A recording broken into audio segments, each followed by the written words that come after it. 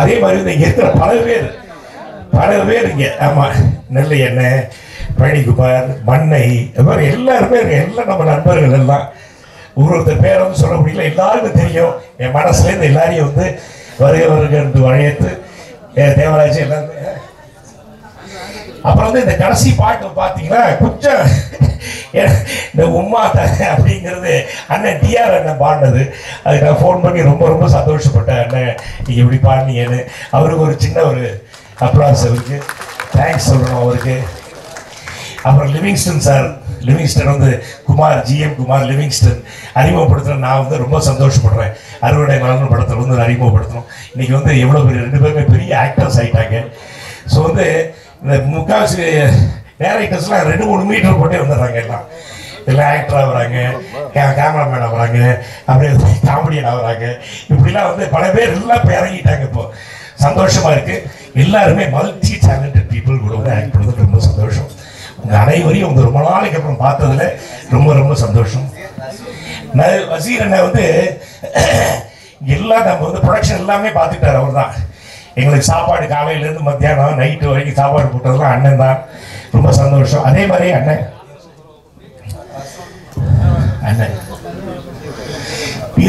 பீருக்காக அண்ணன் இவங்க எல்லாருமே வந்து ஒரு குடும்பம். ஸோ இப்போ குடும்பத்தை பிரதர்ஸு எங்களுக்கு வந்து வாங்க ரஃபீக் வந்து ப்ரொடக்ஷன் மேனேஜரு. ஆமாம், இந்த ஆள் நினச்சாதான் நாங்கள் வந்து எங்கேயுமே போக முடியும். அதே மாதிரி வந்து ரசூல் இப்படி வந்து பல பேர் இருந்தாங்க. இவங்க என்னன்னா புது ப்ரொடியூசர்ஸ் எல்லாரையும் அப்படி பார்த்துக்கிட்டாங்க. ஒரு படத்தை முடிச்சு படத்தை வந்து திரையரங்கத்துக்கு எடுத்துட்டு வரவே ஒரு பெரிய விஷயம் இன்னைக்கு. ஸோ அந்த வகையில் இருந்து இப்படி இந்த படத்தை வந்து முடிச்சு Trend music. Oh, you're very big man. You're the biggest man here on the stage. Okay. Anyway, Trend music. நன்றி. Thank you so much. Sakthivel film வந்து வாங்கியிருக்காங்க படத்தை. அவங்களுக்கு வந்து நன்றி சொல்ல கடமைப்பட்டிருக்கோம். ஏன்னா படம் பார்த்துட்டு நல்லா இருக்குன்னு கேள்விப்பட்டு வாங்கியிருக்காங்க, நல்லா இருக்குன்னு பார்த்துட்டு வாங்கியிருக்காங்க. அந்த வகையில் இந்த கந்தன் அண்ட் குரூப் எல்லாருக்கும் என்னோட மனமார்ந்த வாழ்த்துக்களை நன்றியை தெரிவிச்சு, இந்த படம் வந்து நீங்கள் எல்லாரும் வந்து பெருசாக ஆதரிக்கணும் அப்படிங்கிறது, இந்த சின்ன பசங்களை எல்லாரும் ஆதரிக்கிட்டீங்க என்னோட வேண்டுகோள். நன்றி, வணக்கம். அப்புறம் வந்து முக்கியமாக வந்து என் டைவர் பாபு எனது சகோதரன் வணங்க முடியாது. பாபு இல்லைன்னா எங்கள் வீட்டில் பல விஷயங்கள் நடக்காது. அதே மாதிரி இந்த படத்துல வந்து இவ்வளோ தூரம் மூவ் ஆகிறதுக்கு காரணமே வந்து டைவர் பாபு தான். அவருக்கு நன்றி சொல்ல காரணப்பட்டிருக்கோம். வணக்கம், நன்றி, வணக்கம்.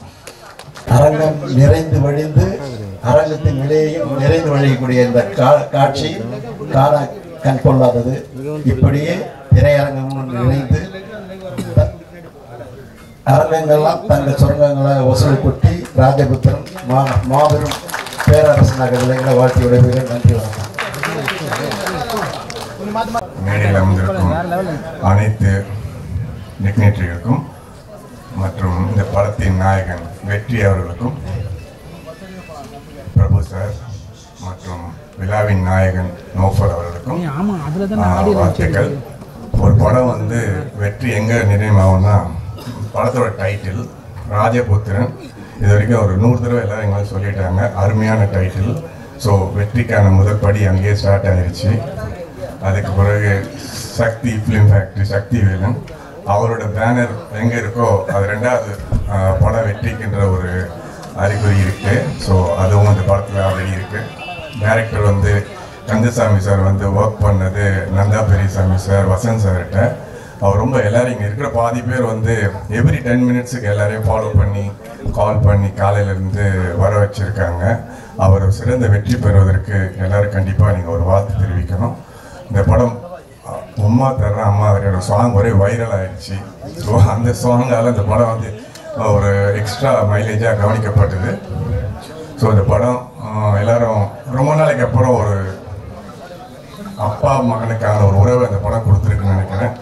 பாட்டெல்லாம் சிறப்பாக இருக்குது, படம் நல்லா இருக்குது. இந்த படம் வெற்றி அடைய என்னுடைய வாழ்த்துக்கள். நன்றி. இந்த இடமே ரொம்ப வைப்பாக இருக்குது. காரணம் வந்து தெரியும், வர்ணி ஸ்டுடியோ, பானுமதி அம்மாவுடைய ஸ்டுடியோ. அது ஒரு வைப்பை கிரியேட் பண்ணியிருக்குது. பிரபு சாரும் வந்து ரொம்ப உற்சாகமாக ரொம்ப அழகாக பேசிட்டு போனார்.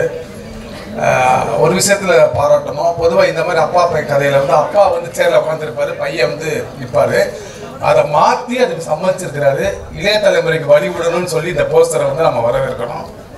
பிரபு சாருக்கு நன்றி சொல்லணும். மகாகந்தனுடைய ஒரிஜினல் பேர் வந்து கந்தசாமி. ஆமாம், அவர் வந்து போலீஸ் கான்ஸ்டபிளாக ஒர்க் பண்ணிட்டு வாய்ப்பு தேடினார். அப்போ தான் என்கிட்ட வந்து வேலை பார்த்தாரு. பகல் ஃபுல்லாக அங்கே ஒர்க் பண்ணிட்டு நைட்டு டிஸ்கஷனுக்கு வருவார். ஒரு 6 மணி 7 மணிக்கு வந்துட்டு அடுத்த காலையில் போய் குளிச்சுட்டு டியூட்டி போவார். சினிமாவுக்காக அப்படி வெறித்தனமாக சினிமா சாதிக்கே ஆகணும்னு சொல்லி வந்தவர் தான். அவருக்கு பெரிய கைத்தட்டல் கொடுக்கலாம். தம்பி நல்லா கான்செப்ட் விட நிறைய சம்பளம் கிடைக்கும். ஏன்னா இங்கே வந்து கஷ்டப்படக்கூட அங்கே போய் கஷ்டப்பட ப்ரொமோஷன் கிடைக்கிறாங்க. ஆனால் இங்கே வந்து கஷ்டப்பட்டு டைரக்டராக ப்ரொமோஷன் பண்ணியிருக்கிறாரு. அவர் வாழ்த்துவோம். ரொம்ப அடம்பிடிப்பார். ரொம்ப அடம்பிடிச்சு எதையுமே வந்து சாதிச்சு காட்டுவார். இப்போ இந்த படத்தை காட்டுறானே காட்டாமல் அடம்பிடிச்சிட்டு இருக்காப்புல. நீங்கள் தேட்டரில் வந்து பாருங்கள் சார், வைப்பில் வந்து நீங்கள் வந்து கைத்தட்டி பாருங்கன்றாப்புல. ரொம்ப சந்தோஷமாக இருக்குது. இங்கே நிறைய பேர் வந்திருக்கிறாங்க, நிறைய பேசணும். மாபெரும் வெற்றியிலேயே இறைவனை வேண்டி வாழ்த்துகிறோம். நன்றி. ராஜபுத்திரன் நிறைய பர்சனல் கனெக்ட் உள்ள படம். நிறைய பேசுறதுக்கு இருக்கு. ஆனால் இங்கே வந்து ஒரு திருவிழா மாதிரி ஒரு கூட்டம், கிட்டத்தட்ட மாநாடு மாதிரி நடந்துக்கிட்டு இருக்கு இந்த விழா. நான் ரொம்ப டைம் எடுத்துக்க விரும்பலை. 8 தோட்டாக்கள் ஜிவி ஆரம்பித்து மிக சிறப்பான படங்களை பண்ணிக்கிட்டு இருக்கேன். சகோதரர் படங்கள் வந்து தொடர்ச்சியா நான் வெளியிடுவேன். அவருடைய படங்கள் வெளியிடுறப்ப எல்லாம் வெற்றி கிடைக்கும். அந்த மாதிரி ஒரு படமா இந்த ராஜபுத்திரனும் அமையும் அப்படின்னு நான் நம்புறேன். இந்த படத்தை பொறுத்த வரைக்கும் பார்த்துட்டீங்கன்னா இதோட தயாரிப்பாளர் வந்து ராஜபுத்திரன் தான், சபி. அது இல்லாமல் பார்த்தீங்கன்னா அவங்களோட அப்பா ரொம்ப ரொம்ப ஒரு எனர்ஜெட்டிக்கான பர்சன். ஒரு ப்ராஜெக்ட் எடுத்துட்டு அந்த ப்ராஜெக்டை எந்த லெவலில் எடுத்துக்கொண்டு போய் சேர்க்கணும், அந்த ப்ராஜெக்டுக்கு என்னென்னவெல்லாம் வேணும், கொஞ்சம் கூட சமரசமே இல்லாமல் கிட்டத்தட்ட அவர் இப்போ தான் காலேஜ் முடிச்சுட்டு வந்த அளவுக்கு பயங்கர எனர்ஜியோட ஒர்க் பண்ணக்கூடிய ஒரு பர்சன். அவரை பற்றி பர்சனலாக பேசிக்கிட்டு இருந்தாரு. ஒரு மிக சாதாரணமாக சென்னைக்கு வந்து தொழில் தொடங்கி இன்னைக்கு தொழிலில் வந்து ஒரு முக்கியமான இடத்துக்கு போய் அடுத்த கட்டமாக சினிமாவை வந்து எந்த அளவுக்கு இந்த ஒரு படம் வந்து என்னன்னா அவர் வந்து என்னன்னா இந்த ஒரு படத்துல வந்து கிட்டத்தட்ட ஒரு 10 படத்துக்கான அனுபவத்தை பெற்றுக்கொண்டு மிகப்பெரிய ஒரு ப்ரொடியூசரா வர்றதுக்கான முழு தகுதியோட வந்திருக்கிறார். அவருக்கு வந்து பிறகு வந்து நிறைய வெற்றிகள் காத்துக்கிட்டு இருக்கு. இன்னும் சொல்ல போனா அவருடைய சன் அவர்களை வந்து வச்சு படங்கள் பண்ணணும்னு ஆசைப்படுறாரு. நிச்சயமா அது எல்லாமே நடக்கும். இந்த படத்துக்கு பாத்தீங்கன்னா சின்ன சின்ன விஷயங்கள் வரைக்கும் ரொம்ப கேர் எடுத்து பண்ணியிருக்காங்க. படத்துடைய இயக்குனர் மகாகந்தன் எங்க வெற்றி பிரதருக்கு வந்து ரொம்ப அழகான காதல் காட்சிகளா இருக்கட்டும் ரொம்ப ரொம்ப ரொம்ப அழகா பண்ணியிருக்காரு.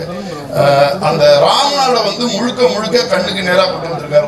ஒரு ட்ரோன் ஷாட் மாதிரி வந்து ஒரே ஷாட்ல அந்த ராம்நாளோட வறட்சியும் இதையும் எடுத்தாந்து நிப்பாட்டுவாங்க. ஒரு பாடலா இருந்தா அது வைரமுத்து சார் எழுதியிருப்பாரு. வைரமுத்து சார் தாண்டி ஒரே ஒரு வரி என்னமோ ஒன்று பண்ணும். யாருன்னு பார்த்தா அது வந்து இளைய தலைமுறை பாடலாசிரியராக இருப்பாரு. மீச வச்ச அம்மா எங்க அப்பா அப்படின்ற மாதிரி இருக்கும். என்னடா பண்ணி வச்சிருக்காங்க அப்படின்ற மாதிரி இருந்துச்சு. வில்லனா பண்ணியிருக்க கோமல் சார், கதாநாயகியா பண்ணியிருக்கவங்க எல்லாமே அவங்களோட முழு திறமையும் காட்டி நடிச்சிருந்தாங்க. இது எல்லாத்துக்கும் மணிவகிடம் மாதிரி நம்ம இளைய திலகம் பிரபு சார் ரொம்ப நாளா நம்ம வந்து ஒரு ஃபுல் லென்த் ரோல்ல நம்ம பார்க்க மாட்டோமா அப்படின்னு ஆசைப்பட்டு இருக்கப்ப இந்த ராஜபுத்திரன் வந்து கிடைச்சிச்சு. உண்மையான ராஜபுத்திரன் அவரு. இந்த விழாவில் இன்னொன்று சொல்லணுங்கிறது என்னோட ஆசை. இளைய திலகம் பிரபு அவர்களுடைய தகப்பனார், திரைத்துறையின் நடிகர்களுக்கு தகப்பனார் மாதிரி நடிகர் திலகம் சிவாஜி கணேசன் அவர்கள் மிகச்சிறந்த நடிகர். ஒருங்கிணைந்த தஞ்சை மாவட்டத்தை சேர்ந்த வேட்டை திடல் என்ற பகுதியிலேருந்து வந்து அதான் அவரோட சொந்த ஊர். அதான் விசி கணேசன் அப்படின்னு சொல்லுவாங்கன்னு. அந்த ஒருங்கிணைந்த தஞ்சை மாவட்ட பகுதியில் வந்து அந்த வேட்டை திடல்ல அவருக்கு ஒரு நினைவு, அவருடைய சொந்த இடத்துல ஒரு நினைவு மண்டபம் அரசு ஏற்று நடத்தணும் அப்படிங்கிற மாதிரி நிறைய கோரிக்கைகள் வந்துகிட்டு இருக்குது. அங்கே உள்ள அந்த கிராமத்து மக்களாக இருக்கட்டும், அந்த ஒரு வரலாற்று ஆய்வாளர் இடையூர் மணிமாறன்கிறவர் வந்து தொடர்ந்து அதுக்காக நிறைய விஷயங்களை வந்து முன்னெடுத்துக்கிட்டு இருக்காரு. இந்த இவ்வளோ பெரிய விழாவில், இந்த விழாவிலேருந்து கொஞ்சம் அவையாக இருந்தால் கூட ஒரு சைடான ஒரு கோரிக்கை, நடிகர் திலகம் அவர்களுக்கு ஒருங்கிணைந்த தஞ்சாவூர் மாவட்டத்தில் வேட்டை திடலில் அவருடைய சொந்த நிலத்தில் ஒரு நினைவகம் கட்டித்தர வந்து அரசாங்கத்துக்கு ஒரு எளியோனின் கோரிக்கையாக இதை வைக்கிறேன். இது வந்து இவ்வளோ பெரிய பிரஸுக்கு முன்னாடி பண்ணுறது வந்து ஒரு வாய்ப்பு. இந்த வாய்ப்பை நான் தவறவிடக்கூடாதுங்கிறதுக்காக சொல்லியிருக்கேன். இந்த ராஜபுத்திரன் மிகப்பெரிய வெற்றி அடைய வேண்டும். நன்றி. வெறும் டைரக்டர் விக்ரமன் சாருடைய மகனா இல்லாம நடிகர் விஜய் கனிஷ்காவா கூப்பிட்டதுக்கு ரொம்பவே நன்றி சார். கோதர்ஷா அவர்களுக்கும் அவருடைய சன் சஃபி பிரதர்களுக்கும் ரொம்ப ரொம்ப நன்றி, வாழ்த்துக்கள். பெரியவங்களாம் இருக்காங்க, அவங்க முன்னாடி நான் என்ன சொல்றதுன்னு எனக்கு தெரியல. பட் இந்த படத்தோடைய ட்ரெய்லர், டீசர், சாங்ஸ் எல்லாமே கேட்டேன். ரொம்ப அழகா வந்திருக்கு. ரொம்ப ஒரு தேவையான ஒரு விஷயம் இது நம்ம தமிழ் சினிமாக்கு. இப்போ இந்த மாதிரி வில்லேஜ் ஸ்டோரியில வர பேக்ரவுண்ட் உள்ள ஸ்டோரிஸ். அண்ட் சின்னதாக நான் ஒரு விஷயம் சொல்லணும்னு ஆசைப்படுறேன். இப்போ வந்து தயாரிப்பாளர்கள் வந்து ரொம்ப கம்மியாயிட்டு வராங்க தமிழ் சினிமாவில். ஸோ இந்த மாதிரி புது தயாரிப்பாளர்கள் வரும்போது அவங்களை கொண்டு போய் சேர்க்கறதுன்றது நம்மளுடைய இதுவும் உங்களுடைய இதுவும் தான். சரிங்களா? நம்ம எல்லாம் சேர்ந்து தான் அவங்களை கொண்டு போய் வைக்கலாம். ஏன்னா திரும்பி அவங்க அப்போதான் நிறைய படங்கள் செய்வாங்க. அதுக்கான வாழ்த்துக்கள் எல்லாருக்குமே. And stunt director Rakesh brother, hi. என்னுடைய படத்தில் வந்து அசிஸ்டண்டாக வேலை செஞ்சாப்புல, இப்போ வந்து மெயின் ஸ்டண்ட் கோரியோகிராஃபராக வேலை செய்கிறாரு. So very happy for you. அவங்களுடைய அப்பாவும் இருக்காரு, அவரும் ஹாய் சார். வீரமணி என்ன, அவங்கெல்லாம் அந்த ஸ்டன் சீக்வன்ஸ் எல்லாம் வந்திருக்கு காரணம்னா அவங்க 3-4 பேர் தான் இவங்கெல்லாம். ஸோ இவங்களுக்கு நான் நன்றி சொல்ல ஆசைப்படுறேன். அண்ட் இந்த படம் மிகப்பெரிய வெற்றி பெற என்னுடைய வாழ்த்துக்கள். Definitely is sure shot blockbuster. வெற்றி பிரதர் ஒரு ஸ்கிரிப்ட் செலக்ட் பண்ணாலே அது கண்டிப்பாக ஹிட்ன்ற மாதிரி வந்துடும். ஸோ அவருக்கும் என்னுடைய வாழ்த்துக்கள். அண்ட் படத்தில் நடித்த எல்லாருக்குமே என்னுடைய வாழ்த்துக்கள். நன்றி, தேங்க்யூ. விஜய் கணேஷ்கா, நீ என்றைக்குமே விக்ரம் சார் பையன் தான். அது நாங்கள் மக்களும் மறக்க மாட்டோம், யாரும் மறக்க மாட்டோம். ஏன்னா நீங்கள் என்றைக்குமே விஜய் கணேஷ்கா பையன் தான். நீங்கள் அதோட பெருமை எதுவுமே இல்லை உங்களுக்கு. ஓகே, ராஜபுத்திரன் இசை விழாவுக்கு வந்திருக்கும் அனைவருக்கும்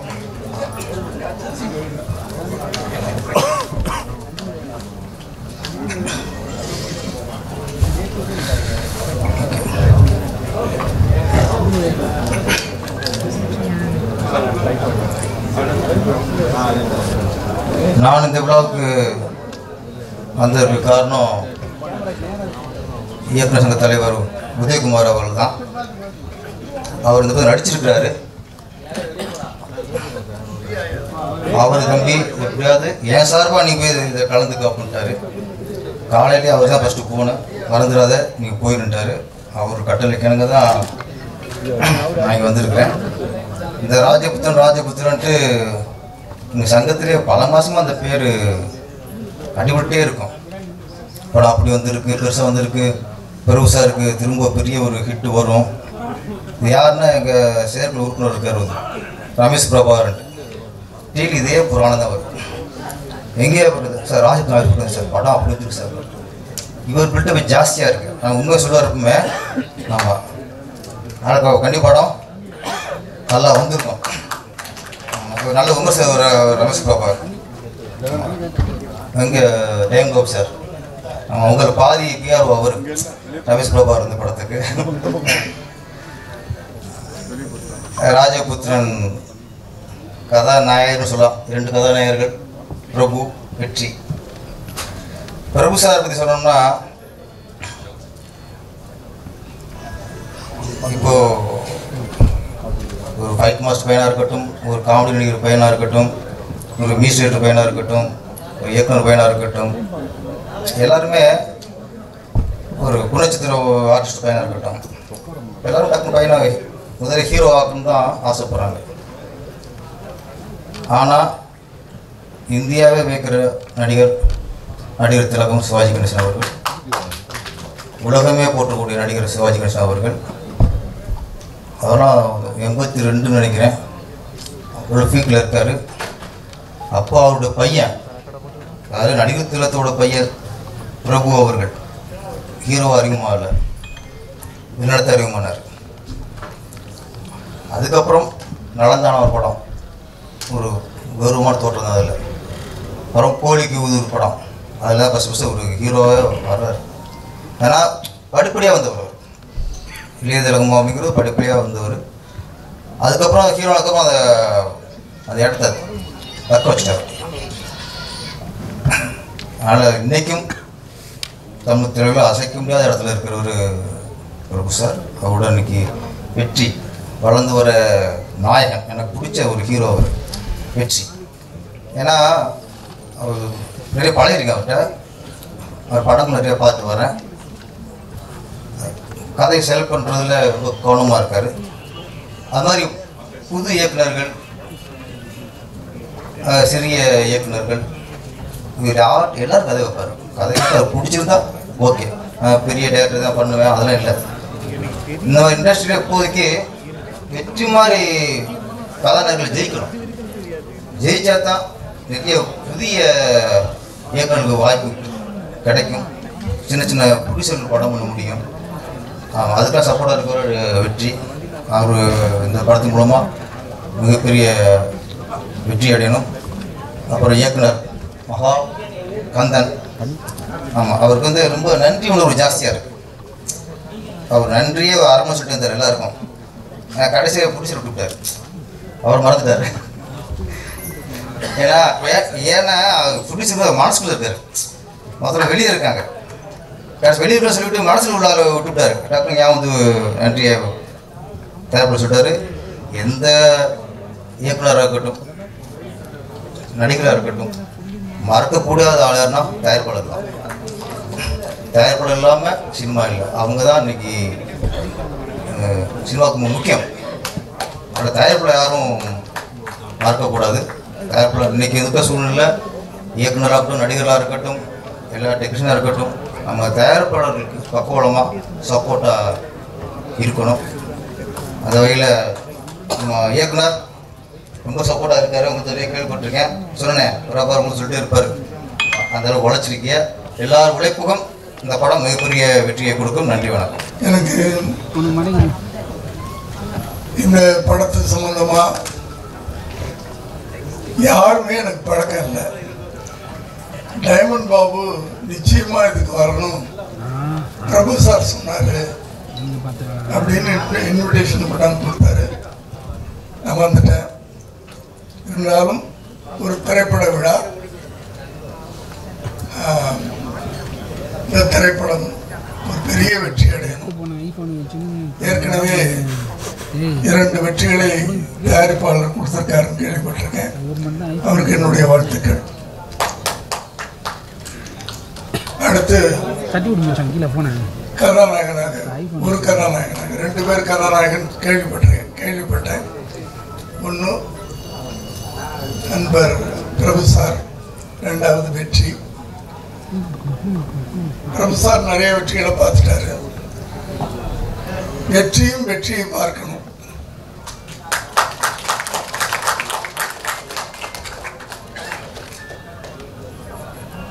ஏன்னா திரையுலகத்தில் போராடிக்கிட்டு இருக்கிறாரு எல்லாருமே, கலைஞர்களும் சரி, நடிகர்களும் சரி, தொழில்நுட்ப கலைஞர்களும் சரி, தயாரிப்பாளர்களும் சரி.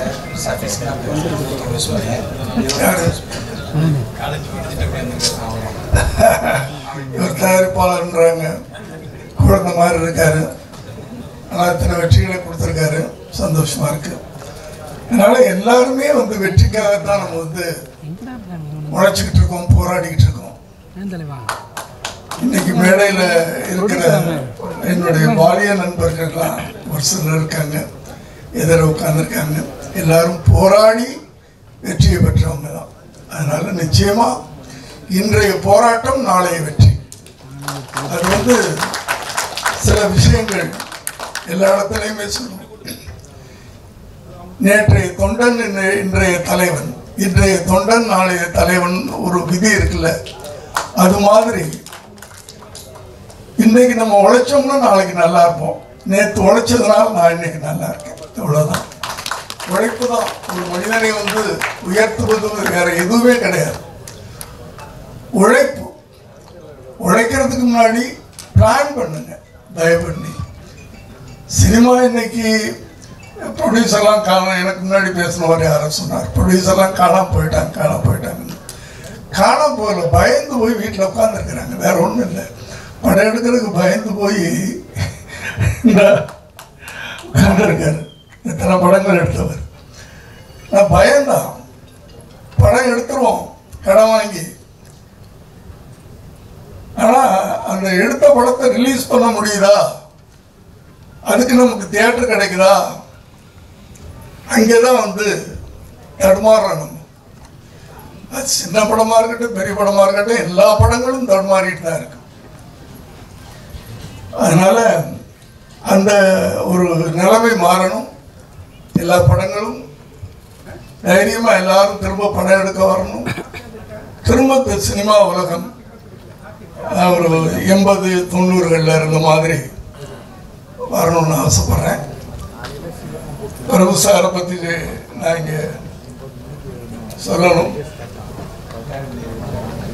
நான் நிறைய நடிகர்களை வச்சு படம் எடுத்துட்டேன். அந்த பாக்கியம் மட்டும் எனக்கு கிடைக்கல. பிரபு சாரோட வேலை செய்யக்கூடிய ஒரு வாய்ப்பை கடவுள் எனக்கு கொடுக்கல. அது முதல் படத்தில் மிஸ் ஆச்சு, அது அப்படியே மிஸ் ஆகிட்டு போயிடுச்சு. சட்டம் ஒரு சாட்சி நான் தெலுங்குல பண்ணேன். அதை PS வீரப்பா அவங்க பார்த்துட்டு தமிழில் பண்ணணும் அப்படின்னு சொன்னாங்க.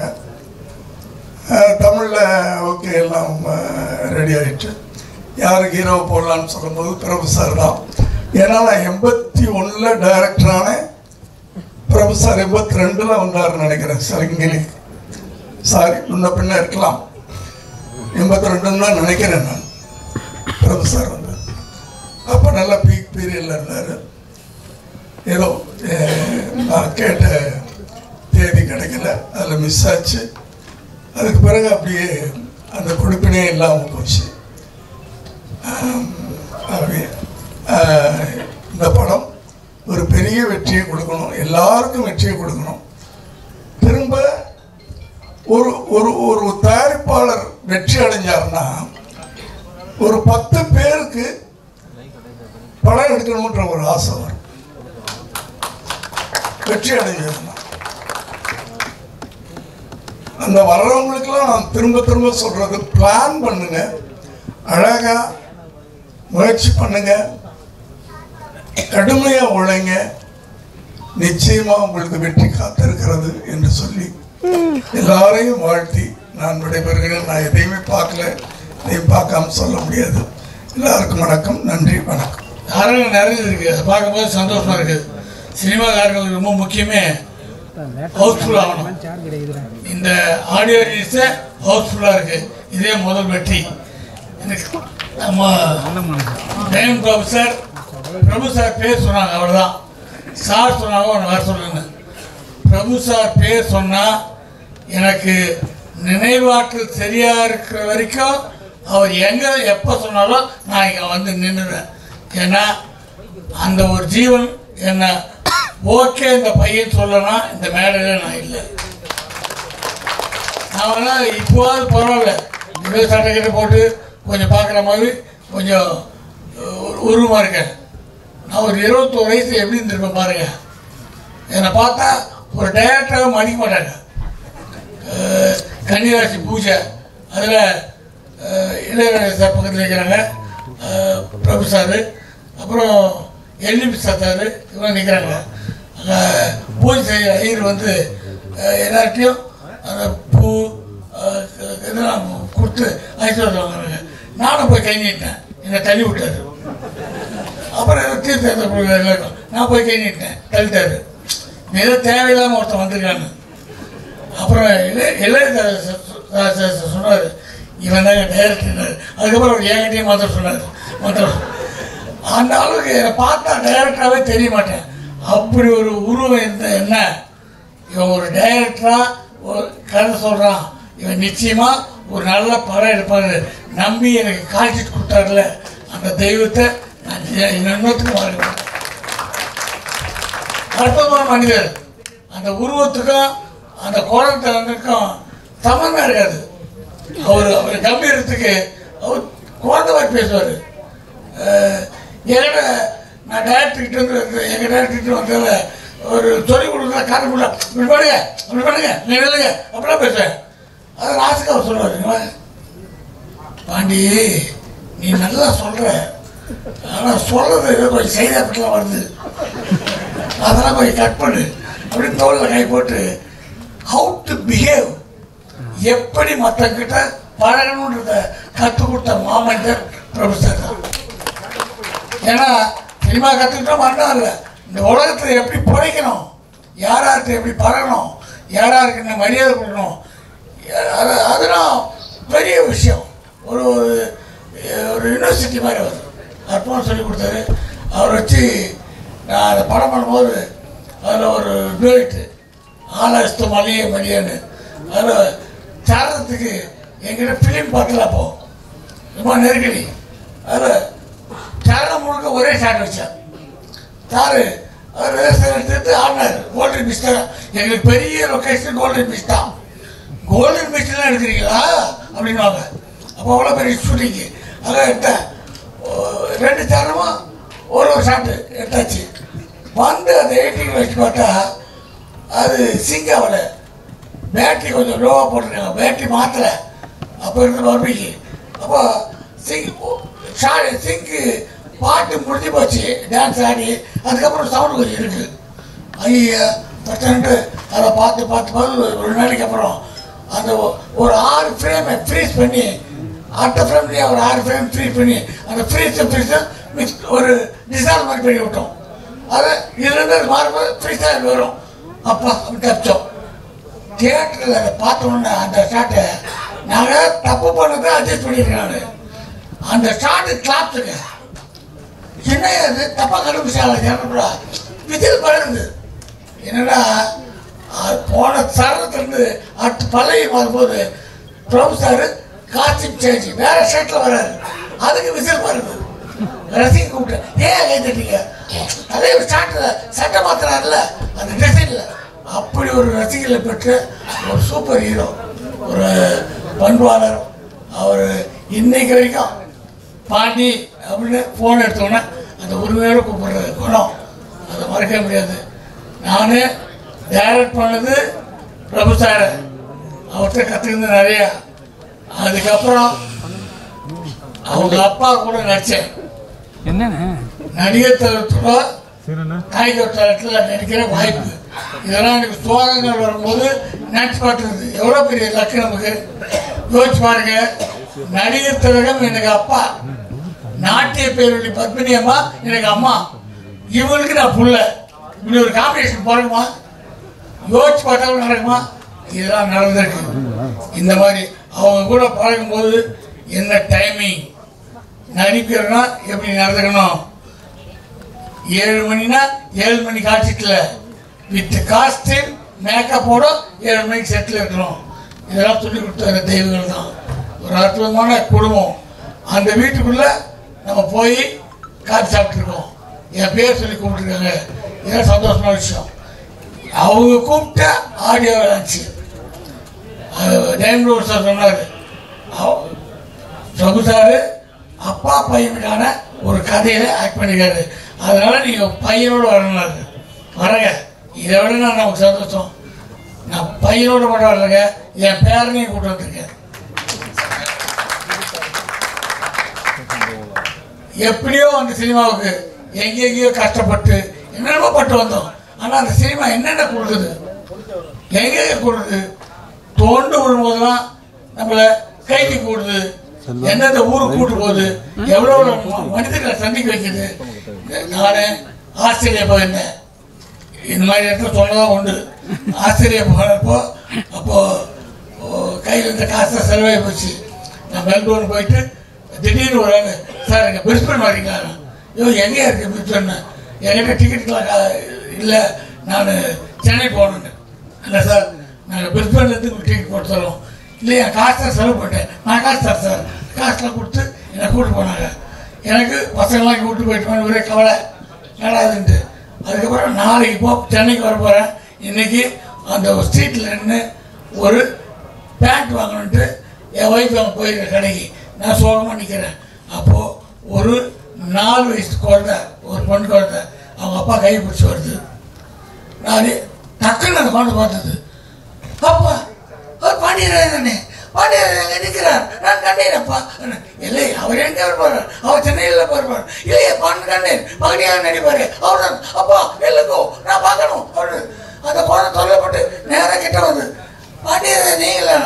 ஆமாம் சார், இந்த செய்தி எல்லாம் வரல. இல்லை, நான் நாளைக்கு ஊருக்கு போகிறேன். அந்த குழந்தை அப்படி குதிக்குது, என்னை தொட்டு பார்க்குது, சட்டை பிடிச்சி இருக்குது, சிரிக்குது. அப்போ அவர் சொல்கிறாரு, இந்த குழந்தை இந்தியா வந்ததில்லை, இலங்கையில் பிறந்ததில்லை, இது நியூசிலாண்டில் பிறந்தது, இது லீவுக்காக ஆஸ்திரேலியா வந்திருக்குது. அதுக்கு சிடிலையும் டிவிலையும் உங்களை பார்த்துருக்கு, உங்களை பிடிக்காதுன்ட்டு. அப்போ உங்கள் அப்பா ஒரு நியூஸ் அந்த கேமரா வாங்கி என்னை அந்த குழந்தை கூட ஃபோட்டோ எடுத்துக்க மாதிரி இருக்குது. அந்த குழந்தை இவருக்கு எதாவது அன்பளிப்பு தரணும்ல, அன்பளிப்பா நான் உனக்கு அன்பளிப்பு தரேன்னா அந்த குழந்தைய கட்டி பிடிச்சி கணத்தோட முத்தம் கொடுத்தேன். அது குதிச்சு போகிறதுக்கே மனசு இல்லை. போகும்போது எகிரி டாட்டா டாட்டான்னு காமிச்சு போச்சு. யார் பெற்ற குழந்தையோ இந்த சினிமாவும் தமிழும் நம்மளை எல்லா காலத்தும் கூட்டு போது இதுக்காக அழலாம், கஷ்டப்படலாம், வேலைப்படலாம், என்ன கஷ்டத்தை நினைக்கலாம். சினிமா வாழ்க, சினிமா நம்பிக்கை நல்ல உள்ளவங்கள் வாழ்க. நன்றி. திரைப்பட தயாரிப்பாளர் KM சஃபி அவர்களுக்கும் படத்தின் இயக்குனர் மகா கந்தன் அவர்களுக்கும் படத்தின் கதாநாயகனாக நடித்திருக்கிற இளைய திலகம், இளகிய மனம் கொண்ட பிரபு அவர்களுக்கும் அருமை தம்பி வெற்றியை நோக்கி வீர நடை போட்டுக் கொண்டிருக்கிற தம்பி வெற்றிக்கும் இதில் உழைத்த கலைஞர்கள், தொழில்நுட்ப கலைஞர் அத்தனை பேருக்கும் என்னுடைய உளம் நிறைந்த வாழ்த்துக்களை தெரிவித்துக் கொள்கிறேன். ராஜபுத்திரன் ஒரு குடும்ப கதை. இன்றைக்கு தமிழ்நாட்டிலே எத்தனை மாடர்ன் கதைகள், வெளிநாட்டு கதைகள், புதிய நாகரிக கதைகள் வந்தாலும் குடும்ப கதைகள் மிகப்பெரிய வெற்றி பெற்றுக் கொண்டிருக்கிறது. இது பிரபுவும் வெற்றியும் நடித்திருக்கிற இந்த படம், தம்பி மகாகந்தன் இயக்கி இருக்கிற இந்த படம், தம்பி KM சஃபி தயாரித்த இந்த படம் நிச்சயமாக ஒரு பெரிய வெற்றியை பெறும்.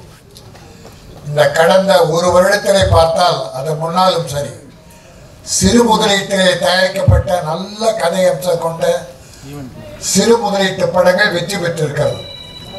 இப்பொழுது கூட மாமன் ஒரு நல்ல அருமையான குடும்ப கதை, எந்த கவர்ச்சியும் இல்லை, எந்த பெரிய குரூப் டான்ஸ் இல்லை, ஒரு பெரிய ஃபைட் 5-6 ஃபைட் இல்லை, கதையை அருமையாக சொல்லியிருக்காங்க. டூரிஸ்ட் ஃபேமிலி நல்ல கதை சொல்லியிருக்காங்க, அருமையான கதை சொல்லியிருக்காங்க. அதை போல ராஜபுத்திரனும் அருமைக்குள்ளே மகா கந்தன் ஒரு நல்ல டைரக்டர், அருமை தம்பிக்கு பெரிய எதிர்காலம் இருக்கு. இந்த படம் வெற்றியின் மூலமாக இந்த சஃபி மட்டுமல்ல, கிரசன் கிரியேஷன் மட்டுமல்ல, தமிழ் திரை உலகிற்கே ஒரு நல்ல ஒளி மிகுந்த எதிர்காலம் கிடைக்கும். இங்கே வாழ்த்து வந்திருக்கிற அத்தனை நல்ல உள்ளங்களும் இந்த படம் வெற்றி பெறுவதன் மூலம் தமிழ் சினிமா மேலும் உயர வேண்டும். இன்றைக்கு உண்மையிலே கஷ்டத்தில் இருக்கிறது, யாராலும் மறுக்க முடியாது. சினிமா கஷ்டத்தில் இருக்கிறது. இருந்தாலும் இந்த சினிமா மீது உள்ள பற்றின் காரணமாக பல தயாரிப்பாளர்கள், அதுவும் சிறு முதலீட்டு பட தயாரிப்பாளர்கள் துணிச்சலோடு படம் எடுக்கிறார்கள். அதனால் இந்த போல ராஜபுத்திரன் படம் மிகப்பெரிய வெற்றி பெற என் அருமை பத்திரிகையாளர்கள், மீடியா நண்பர்கள் நல்ல படங்களை சிறப்பாக எழுதுகிறீர்கள். குறைகளை கொஞ்சம் எழுதி, நிறைகளை நிறைவாக எழுதி இந்த படம் ஒரு பெரிய வெற்றி படமாக வளர நீங்களெல்லாம் உதவி புரிய வேண்டும். வந்திருக்கிற அத்தனை நல்ல உள்ளங்களும் மனம் நிறைந்து வாழ்த்துகிறோம்.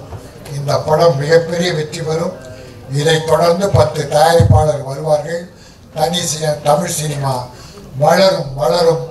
நம்முடைய தயாரிப்பாளர் போட்ட பணத்தை மீண்டும் எடுப்பார் அடுத்த படம் தயாரிப்பார், அதுவும் வெற்றி படமாக அமையும் என்று சொல்லி விடைபெறுகிறேன். நன்றி.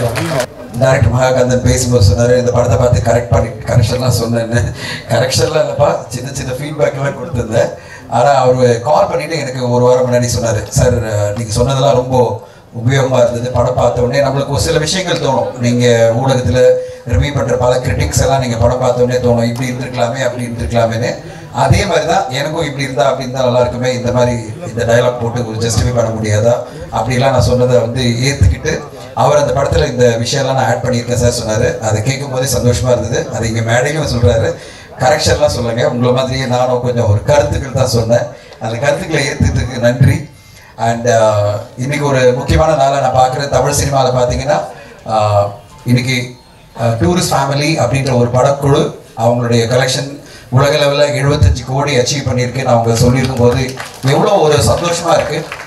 ஒரு மீடியம் பட்ஜெட்டில், சிறு பட்ஜெட்டு சொல்ல முடியாது, ஒரு 8லேருந்து 10 கோடியில் எடுக்கப்பட்ட ஒரு படம் உலகெங்கும் 75 கோடி கலெக்ட் பண்ணுது அப்படின்னா, ஒரு நல்ல படம் கொடுத்தா தமிழ் ரசிகர்கள் உலகெங்கும் மிகப்பெரிய அளவில் வணிக வீதியில் வெற்றியை கொடுப்பாங்க அப்படின்றதுக்கு அந்த படம் ஒரு மிகப்பெரிய உதாரணமாக மாறி இருக்கு, ஒரு பெஞ்ச் மார்க்காக மாறி இருக்கு. இன்னைக்கு காலங்காலமாக நம்ம இனிமேல் பேச போகிறோம், டூரிஸ்ட் ஃபேமிலி மாதிரி உங்கள் படம் வரணும், டூரிஸ்ட் ஃபேமிலி மாதிரி வரணும் அப்படின்னு நம்ம சொல்லுவோம்.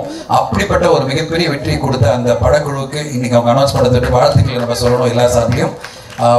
ஓவர்சீஸில் அந்த படம் 15 கோடி மேலே கலெக்ட் பண்ணியிருக்கு. எந்த அளவு பாருங்க, எவ்வளோ பெரிய ஒரு வெற்றி பாருங்க. ஓவர்சீஸில் பெரிய நடிகர்கள் நடித்தா மட்டும்தான் திரையரங்க படம் பார்ப்பாங்க. ஆனால் இன்னைக்கு இந்த படத்தை ஆஸ்திரேலியா, அமெரிக்கா எல்லா ஊர்லேயுமே பெரிய லெவலில் பார்த்து 15 கோடி மேலே அந்த படத்துக்கு கலெக்ஷன் கொடுத்துருக்காங்க. எதுக்காக இந்த கோடிகள் நம்பர்லாம் சொல்கிறேன்னா, நடுப்பு தயாரிப்பாளர் சங்கத்தினுடைய பொருளாதாரத்தை கொஞ்சம் சொல்ல வேண்டியிருக்கு.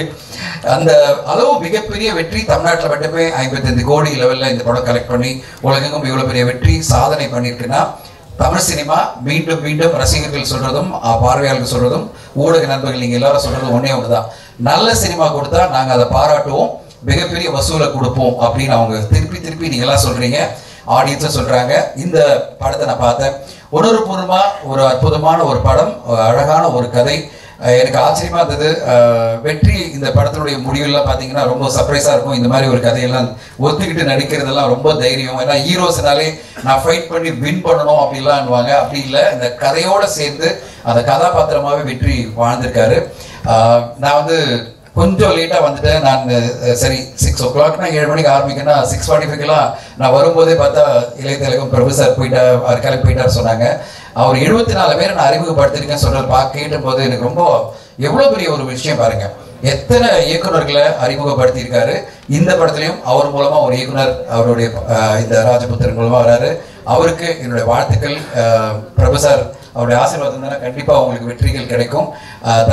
புது தயாரிப்பாளர் ஷாஃபிக்கும் என்னுடைய வாழ்த்துக்கள். உங்களுடைய முயற்சி மிகப்பெரிய அளவில் வெற்றி அடையணும். இந்த நேரத்தில் ஒன்றே ஒன்று தான் சொல்கிறேன், நேரத்துலேருந்து ஒரு பரபரப்பு ஒன்று போயிட்டு இருக்கு, ஏதாவது ஒன்று பேசுறீங்க கந்தன், உங்கள் படமும் பரபரப்பாகும். நேற்று ஒரு இயக்குனர் அவர் பேசின ஒரு விஷயம் அந்த படமும் இதே தேதி 30ஆம் தேதி வெளியாகுது. அவர் பேசின விஷயம் மனசுக்கு சங்கடமாக இருந்தது. எப்படி ஒரு நடிகர், அவர் பேரெல்லாம் சொல்லலை, எப்படி ஒரு நடிகர் அவரை காயப்படுத்துறாரு, 2 வருஷம் கதை கேட்டு அவரோட டிராவல் பண்ணி கடைசியில் உங்களுக்கு டைரக்ஷனே வரலன்னு சொன்ன அவர் முன்னாடி நான் இந்த படத்தை எடுத்து ரிலீஸ் பண்ணுறேன் 30ஆம் தேதி, வியாபாரமும் பண்ணிட்டேன் அவர் சொல்லும்போது உண்மையிலே அந்த இயக்குனருக்கு என்னுடைய பாராட்டுகள், அந்த தைரியத்துக்கு என்னுடைய பாராட்டுகள். உண்மையிலே தைரியம், இது ஒரு மிகப்பெரிய தைரியம். ஆனால் நான் அவருக்கு ஒரு நண்பனாக, ஏன்னா நான் எல்லா இயக்குநர்களும் சக்ஸஸ்ஃபுல்லாக வரணும், எல்லா தயாரிப்பாளர்களும் வெற்றி அடையணுன்ற எண்ணத்தில் அவருக்கு நான் ட்வீட் ஒன்று போட்டேன். அது குறித்து நிறைய கமெண்ட்ஸ் வந்துகிட்டே இருக்குது, நிறைய பேர் அதை கமெண்ட் பண்ணிகிட்டே இருக்காங்க. நான் சொன்னேன், படம் வருது இல்லை, படம் வெற்றி அடைஞ்ச பிறகு நீங்கள் பேசுங்க தம்பி, வெற்றி அடையறதுக்கு முன்னாடி பேசாதீங்க. ஏன்னா நம்ம எல்லாருமே ஒரு ஜேர்னி. நீங்கள் எங்களுடைய சங்கத்துடைய செக்ரட்டரி சிவா சாரை கேட்டிங்கன்னா ஒரு 1000 பேஜில் ஒரு புத்தகம் போடலாம் தமிழ் சினிமாவில் 25 வருஷம் நடந்த நிகழ்வுகள்லாம் வச்சு. ஆனால் நாங்கள் காதில் கேட்டுட்டு ஐயோ இப்படி நடந்ததா அப்படி நடந்ததா அப்படின்னு நாங்களாம் சார் வெளில பேசாதீங்க சார் அப்படின்னும். ஏன்னா பல விஷயங்கள் சினிமாவில் நம்ம பேச முடியாது. அதுவும் ஏன்னா பிரச்சனைகளோட தான் சினிமா நடக்கும். ஒரு சினிமா தயாரிப்பு என்பதும் ஒரு சினிமாவில் ஒரு இயக்குனரை கமிட் பண்ணுறதும் இல்லை ஒரு நடிகரை கமிட் பண்ணுறதும் அவ்வளோ ஈஸி கிடையாது. அதுவும் பாப்புலரான ஒரு நடிகரை கமிட் பண்ணுறதுலாம் அவ்வளோ ஈஸி கிடையாது. ஒரு இயக்குனர் என்பவர் கஷ்டப்பட்டு தான் ஒரு நடிகரை வந்து கன்வின்ஸ் பண்ண வேண்டியிருக்கும். அது பிறகு ஜெயிச்ச பிறகு பார்த்தீங்கன்னா அதே நடிகர்கள் வந்து அதே இயக்குனரை கேட்கும்போது அந்த இயக்குனர் சொல்லுவார், சார் எனக்கு உங்களோட பெரிய நடிகர் வந்துட்டாரு, அவரோட நான் பயணிக்க போறேன்னு சொல்லி இவர் கைட்டு விட்டு போயிட்டே இருப்பாங்க. ஸோ அதுதான் சினிமா. சினிமா என்பது வந்து யாரையுமே என்ன சொல்றது ஒரு கட்டுப்பாட்டுக்குள்ள வைக்காது, யாரையும் கட்டுப்படுத்த முடியாது. நம்ம ஜெயிச்ச பிறகு இந்த உலகமே நம்ம கையில இருக்கும். அப்ப நம்ம சொல்லலாம், ஓரளவு டிப்ளமேட்டிக்கா சொல்லலாம். அதை விட்டுட்டு மொத்தமா ஜெயிக்கிறதுக்கு முன்னாடி படம் வெளியேறதுக்கு முன்னாடி சொல்றது உங்களுக்கு தேவையில்லாத ஒரு சங்கடத்தை உருவாக்கவே தப்பி அப்படின்ற மாதிரி நான் ட்வீட் போட்டிருந்தேன். அவருடைய அந்த கான்ஃபிடன்ஸ்க்கு நம்ம கண்டிப்பா வந்து வாழ்த்து சொல்லணும். அவருடைய அந்த முயற்சி, அந்த படம் ஜென் த பெட் வெற்றி அடையணும். இது இந்த படத்தோட ராஜபுத்திரனோட வர படம். அந்த அந்த தைரியத்துக்காகவும் அவருடைய அந்த கான்ஃபிடன்ஸ்க்காகவும் அந்த படம் வெற்றி அடையணும்னு நான் வாழ்த்துறேன். யாராக இருந்தாலும் சரி, அவருடைய அந்த உணர்வுபூர்வமாக சொன்ன விஷயத்தில் ஒரு விஷயம் மட்டும் நம்மளுக்கு வந்து மனசை காயப்படுத்துறது என்னன்னா, யாரையுமே நம்ம குறைச்சி மதிப்பிட முடியாது. திடீர்னு ஒரு 24 வயசுல ஒரு என்ன சொல்றது யங்ஸ்டர் வந்து டூரிஸ்ட் ஃபேமிலியில் ஒரு படத்தை வந்து கொடுத்து மாபெரும் வெற்றி அடைய வைக்க முடியும்.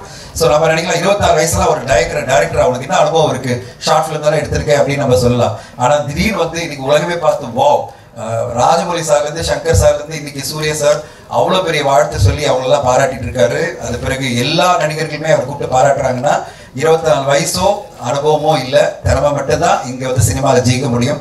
அப்படி ஒரு திறமையாளராக நான் வந்து கண்டிப்பாக மகாகந்தன் இந்த படம் மூலமாக பெரிய வெற்றி அடையணும்னு வாழ்த்துறேன். இந்த படக்குழுக்கிற வாழ்த்துக்கள். ஊடகங்கள் அனைவரும் இந்த படத்துக்கு சப்போர்ட் பண்ணணும். அண்ட் த சேம் டைம் ஒரே ஒரு ரிக்வெஸ்ட் என்னன்னா, தயாரிப்பாளர்கள்லாம் மீண்டும் நடப்பு தயாரிப்பாளர் சங்க சார்பில் நான் கோரிக்கை வைக்கிறது என்னன்னா, ஒரு வாரத்தில் 3-4 படம் மேலே வரக்கூடாது. வாரத்தில் 8 படம் வந்தாலும் சினிமா ஊடகங்களே பார்த்து ரிவ்யூ எழுத முடியாது, ஆடியன்ஸும் பார்க்க முடியாது. இன்னைக்கு நீங்கள் பார்த்தீங்கன்னா 8 திரைப்படங்கள் தமிழ் சினிமாவில் வெளியாகி இருக்கு. 8 திரைப்படங்கள். அதில் எல்லோரும் எதிர்பார்த்த விஜய் சேதுபதி சாருடைய ஏஸ் படம் வந்திருக்கு. அதோட சேர்ந்து 7 திரைப்படம் வருது. ஒரு வாரத்தில் 7-8 திரைப்படங்கள்லாம் என்ன கணக்கு, எதுக்காக இத்தனை படங்கள் வெளியாகுதுன்னு எனக்கு தெரியல. 30ஆம் தேதி பார்த்தீங்கன்னா 5 படங்கள் ஆல்ரெடி டேட் அனௌன்ஸ் பண்ணியிருக்காங்க. இப்போ 6ஆம் தேதி 5-6 பார்த்தீங்கன்னா தக் லைஃபோட சேர்ந்து 2 படம் வருது. தக் லைஃப் மறுநாள் 2 படம் வருது. எனக்கு உண்மையிலேயே என்ன கான்ஃபிடன்ஸு, எந்த இதில் வராங்கன்னு. ஒரு படம் 2 படம் வந்தால் ஒரு பெரிய படத்தை எதில் கூட ஜெயிக்க முடியும், ஒரு மிகப்பெரிய லெவலில் பண்ண முடியும். ஏன்னா உங்கள் கண்டென்ட் நல்லா இருந்தானா. 7-8 படம் வரும்போது ஆடியன்ஸ் கவனிக்கவே மாட்டாங்க. அதனால என்னுடைய ரிக்வெஸ்ட் என்னன்னா, தயாரிப்பாளர்கள் யாரெல்லாம் புதுசாக திரைப்படத்துறைக்கு வராங்களோ அந்த இயக்குநர்கள் 2 பேரும் சேர்ந்து ஒரே ஒரு விஷயத்தை வந்து மனசில் வைக்கணும். ஒரு 4 படம் ஆல்ரெடி அனௌன்ஸ் பண்ணிட்டா வேண்டாம், இந்த தேதி வேண்டாம், நம்ம இன்னொரு தேதி வரலாம் அப்படிங்கிற ஒரு முடிவு எடுக்கணும். அப்போதான் ஊடகங்களும் நம்ம படத்தை பார்த்து ஓரளவாவது சப்போர்ட் பண்ண முடியும். 8 படங்கள் வந்தால் ப்ரெஷ்ஷை கூட வைக்க முடியாது. அந்த ப்ரெஷ்ஷை வச்சு அந்த படத்தை ரிவ்யூ பண்ணுறதுக்குள்ள வாரமே முடிஞ்சு போயிடும். அது பிறகு வந்து அடுத்த வாரம் வந்துடும், அடுத்த வாரம் இன்னொரு 5-6 திரைப்படங்கள் வந்துடும். இதை பல மேடைகளை நான் சொல்லிட்டு இருக்கேன். தயாரிப்பாளர்கள் மீண்டும் கவனத்தில் வைங்க.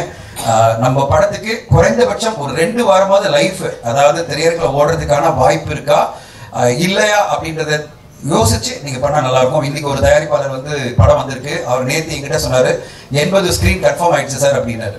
இன்னைக்கு மத்தியானமா எனக்கு அவர் போஸ்ட் போடுறாரு, சார் 38 ஸ்கிரீன்ல ஒரு ஷோ தான் கொடுத்துருக்காங்க, எனக்கு மிகப்பெரிய லெவலில் சங்கடம் ஆயிடுச்சு, 3.5 கோடியில் இந்த படத்தை எடுத்திருக்கேன் அப்படின்னு அவர் ஒருத்தத்தோட எனக்கு சொல்லும் போது நான் என்ன சொல்றது, நேற்று அவர்கிட்ட நான் சொன்னேன், சார் திருப்பி செக் பண்ணுங்க, மினிமமா 100 ஸ்கிரீனாவது கிடைச்சாதான் உங்க திரைப்படம் நீங்க இவ்வளவு செலவு பண்ணி எடுத்திருக்கீங்க, அப்பதான் உங்களால ஜெயிக்க முடியும் அப்படின்னு நான் சொன்னேன். இப்போ வந்து அவர் 38 ஸ்கிரீன் தான் கிடைச்சிருக்குன்னு சொல்லி அவர் எழுதும்போது அதை எல்லா குரூப்லையும் ஷேர் பண்ணும்போது மனசு கஷ்டமாகுது. ஏன்னா இந்த தயாரிப்பாளருக்கெல்லாம் எப்படி தியேட்டர் மூலமா ரெவென்யூ வரும்னு இந்த ஒரு கோரிக்கையை உங்களுக்கு எல்லாரும் வைக்கிற தயாரிப்பாளர்கள் யோசிச்சு கரெக்ட் டேட்ல நீங்க வாங்க. அது சினிமாவுக்கு நல்லது, உங்களுக்கு நல்லது. இந்த துறையும் வந்து நல்ல சினிமாக்களை இனிமே கைவிடாது. அப்படி ஒரு நல்ல தேதியில வந்து இந்த படம் வந்து மிகப்பெரிய வெற்றியடைய என்னுடைய வாழ்த்துக்கள். நன்றி, தேங்க்யூ. தயாரிப்பாளர் சஃபி அவர்களுக்கு என்னுடைய நெஞ்சம் நிறைந்த வாழ்த்துக்கள். ஏன்னா அவர் இந்த படம் லாபகரமான படமாகவும் வெற்றிகரமான படமாக அவருக்கு அமையணும். அவர் தொடர்ந்து நிறையா படங்கள் எடுக்கணும், தமிழ் சினிமாவுக்கு நிறையா முதலீடுகள் வரணுன்றதான் என்னுடைய ஆசை. பிரபு சார் அப்படின்னாவே இங்கே இருக்கிற எல்லா கூட்டம் பார்த்தீங்கன்னா எல்லாமே பிரபு சாருக்கு வந்ததாக தான் இருக்கும். ஏன்னா அவர் மாதிரி ஒரு அற்புதமான ஒரு வளர்ந்த குழந்தையை நம்ம பார்க்கவே முடியாது. அவருக்காகன்னு சொன்னால் எந்த நேரமும் ஓடி வர்றதுக்கு ஒரு மிகப்பெரிய கூட்டம் சினிமாவில் தயாராகுது. அது ஒரு சிறு பகுதி தான் இங்கே இருக்கிற எல்லாருமே அவருடைய நண்பர்கள். அதனால் அவருடைய படம், அவருடைய பேருள்ள படம் நிச்சயமாக பெரிய வெற்றி அடையணும், அதை ஓடணுன்ற எப்பவுமே என்னுடைய ஆசை உண்டு, வாழ்த்துக்கள் உண்டு. படத்தில் முக்கியமாக என்ன தம்பி வெற்றி, நான் 8 தோட்டாக்கள்லேருந்து அவரை தொடர்ந்து பார்த்துட்டே இருக்கேன். அவருடைய எல்லா படங்களையும் பார்க்குறோம். அந்த படத்தில் ஒரு சிறிய வேடத்தில் உறவோட நடித்தேன். அவருடைய நிதானம் எனக்கு ரொம்ப பிடிச்சிருக்கு. ஏன்னா அவருக்கு வயசு இருக்குது, தகுதி இருக்குது. அவங்க நினச்சாங்கன்னா அவங்களே 4 வருஷத்துக்கு 4 சொந்த படம் எடுத்து விட்டுடலாம். அதெல்லாம் எல்லாமே கதையை கரெக்டாக தேர்வு பண்ணி நிதானமாக உண்மையன்னா அந்த ஸ்டெப்ஸ் எடுத்துகிட்டு வராரு. அது ரொம்ப அழகான விஷயம். அந்த அறிவு முதிர்ச்சி ரொம்ப நல்ல விஷயம். அது இருக்குதேன்னு அள்ளி விடுற ஆள் இல்லை அவர். அதனால் வந்து அது மாதிரி நல்லா செலக்ட் பண்ணி பண்ண படமாக அந்த ராஜபுத்திரனும் இருக்கும். அதில் நிச்சயமாக ஒரு பெரிய வெற்றி கிடைக்கும் நான் நிச்சயமாக நம்புகிறேன். மற்ற டீமுக்கு என்னுடைய வாழ்த்துக்கள். மகாகந்தனுடைய படம் மெகா வெற்றி அடைய வேண்டும் என்று வாழ்த்துக்கிறேன். நன்றி, வணக்கம். வசந்த், நீங்கள் ஆடியோ ரிலீஸ் வந்திருக்கீங்கன்னு சொன்னாங்க. அது அவ்வளோ ரேரான விஷயம். ஆனால் அதுக்கு முக்கியமான காரணம் இதோ என் பக்கத்தில் நிற்கிற என்னோட உதவியாளர் திரு கந்தசாமி அவர்கள். அவர் மகாகந்தன்னு பேர் வச்சுட்டு இந்த திரைப்படத்தை எடுத்திருக்காரு. எனக்கு இந்த இடத்துல எங்கேயும் ஓடிட்டு நான் சாயங்காலம் வந்ததுலேருந்து பார்த்து ஆச்சரியப்பட்டது வந்து ஒரு யங்ஸ்டர். அவரோட வயசு அவர் இங்கே இருந்தாருன்னா சொல்லட்டும். அவர் பேர் வந்து டைமண்ட் பாபு. என்ன ஓட்டம் அவர் அதுக்கு காரணம் என்னன்னு கேட்டிங்கன்னா, அவர் புத்திரன் அவர் ராஜாவால் தான். அதாவது வந்து ஃபிலிம் நியூஸ் ஆனந்தனுக்கு மேலே ஒருத்தர் தமிழ் சினிமாவுக்காக எவ்வளவு செஞ்சுருக்காரு. அவரோட ட்ரைனிங், அவரோட வளர்ப்பு, அதுதான் வந்து இப்படி டைமண்ட் பாபு இன்றைக்கும் சின்ன பையன் மாதிரி அவ்வளோ பேரையும் ஓடி அவ்வளோ பேரையும் கூப்பிட்டு எங்கள் வீட்டுக்கு வந்து நேரில் இன்விடேஷன் கொடுத்தார். அதாவது சின்சியாரிட்டி, டெடிகேஷன், இதோட உச்சம் அவர். ஸோ கைலாசத்தினால தான் அவரோட சன் அவ்வளவு சிறப்பாக இருந்தார். கைலாசம்ங்கிறது பாலச்சந்திரன் சாருடைய அப்பா. கைலாசம் வந்து அவ்வளவு டிசிப்ளின்டு பர்சன். அவர் பையனை வளர்த்ததுனால தான் கேபி சார்னு ஒருத்தர். கேபி சார்னால 47 உச்ச நட்சத்திரங்கள் ரஜினி சார் உட்பட தமிழ் சினிமாவுக்கு. அந்த மாதிரி ஒரு ஃபாதரையும் நான் நினச்சி பார்த்தேன் இங்கே உட்காந்துருக்கும் போது. என்னோட அப்பா சிடி சோமையாவனால தான் நான் இன்னைக்கு இந்த மேடையில் இருக்கேன். அவர் தான் என்னோட ஹீரோ எப்பயுமே. ஸோ இந்த மாதிரி எவ்வளோ பேரை சொல்லலாம். எங்கள் அப்பா சொல்லுவார், தேவக்கோட்டைன்னு எங்கள் ஊரில் வேதாள உலகம் செட்டு போட்டது, ஏவிஎம் செட்டு போட்ட காலத்துலேருந்து அவருக்கு ஏதோ சினிமாவுக்கு வரணும்னு ஆசை, அவரால் வர முடியல. அவரோட ஆசையை நான் தீர்த்ததாக சொல்லுவார். ஸோ இந்த மாதிரி இவங்க அப்பாவினுடைய ஆசை எனக்கு எவ்வளோ சொல்லியிருக்காரு. இன்றைக்கி வந்து இந்த மகாகந்தன் இவ்வளவு சூப்பராக ஒரு முதல் படம். இது முதல் படமாக இவர் முதல் பட டைரக்டராக இங்கே வந்திருக்கிற கூட்டம் எதுவுமே அதை நம்ப முடியாது அப்படின்னு சொல்கிற மாதிரி இருக்குது. ஏன்னா அவ்வளோ நல்ல மனுஷன் அவர். எனக்கு தெரியும் என்கிட்ட ஒர்க் பண்ணதுலேருந்து. அதாவது வந்து நானும் அவரும் ஆர்டிக் அண்டார்டிக் மாதிரி. எனக்கு கொஞ்சமாக கோவம் வரும் பாலச்சந்திரன் சார்ட்டு கற்றுக்கிறதுனால. இவருக்கு கோவம்னா கிலோ என்ன விலைன்னு கேட்பாரு. அவ்வளவு சாந்தமாக அவ்வளவு ஸ்மூத்தாக எல்லா விஷயங்களையும் செய்யக்கூடியவர், திறமையானவர். எப்படி எங்கிட்டேருந்து வந்து ஒரு பிச்சைக்காரன் சசி வந்தாரோ, ஒரு ஊட்டி அன்வர் வந்தாரோ, ஒரு புலிவால் மாரிமுத்து நடிகர் டைரக்டர் வந்தாரோ, எப்படி வாலி எஸ்ஜே சூர்யா வந்தாரோ, எப்படி வந்து மெட்ராஸ்காரன் வாலி மோகன்தாஸ் வந்தானோ, அந்த மாதிரி கண்டிப்பாக மிகப்பெரிய வெற்றியை என்னுடைய உதவியாளர் திரு கந்தசாமி பெறுவார்.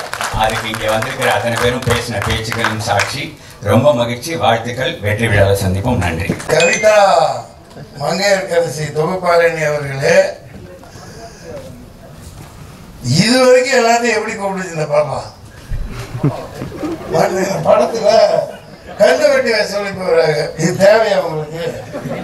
அதான் கவர்மெண்டே வசூலிச்சுட்டு இருக்கு ஜிஎஸ்டிங்கிற பேரில். பெரிய கொடுமைடா. இப்படி ஒரு ட்விஸ்ட் இந்த பாப்பா கொடுக்கணும் நான் எதிர்பார்க்கவே இல்லை.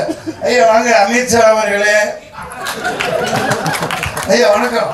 இந்த படத்துக்கெல்லாம் அமித்ஷா வந்திருக்காரு. ஐயா சந்தானபாரி சாருங்களா? அது போஸ்டர்ல எல்லாம் எல்லா இடத்துலயும் அமித்ஷான்னு போட்டு வில்லாதி வில்லனை போட்டாங்களா? இவர்கள் வில்லத்தனம்லாம் ஒன்றும் இல்லாமல் ஆயிடுச்சு. அப்படி நாட்டை ஆண்டுட்டு இருக்காங்க.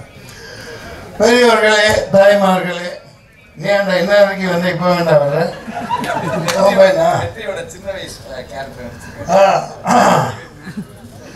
இந்த எல்லாம் போன பேர் என்ன கூப்பிடுறாங்க. சரி, ராஜபுத்திரன் பிரபு அவர்களே, ஐயா வரல, வந்து போயிட்டாங்களா?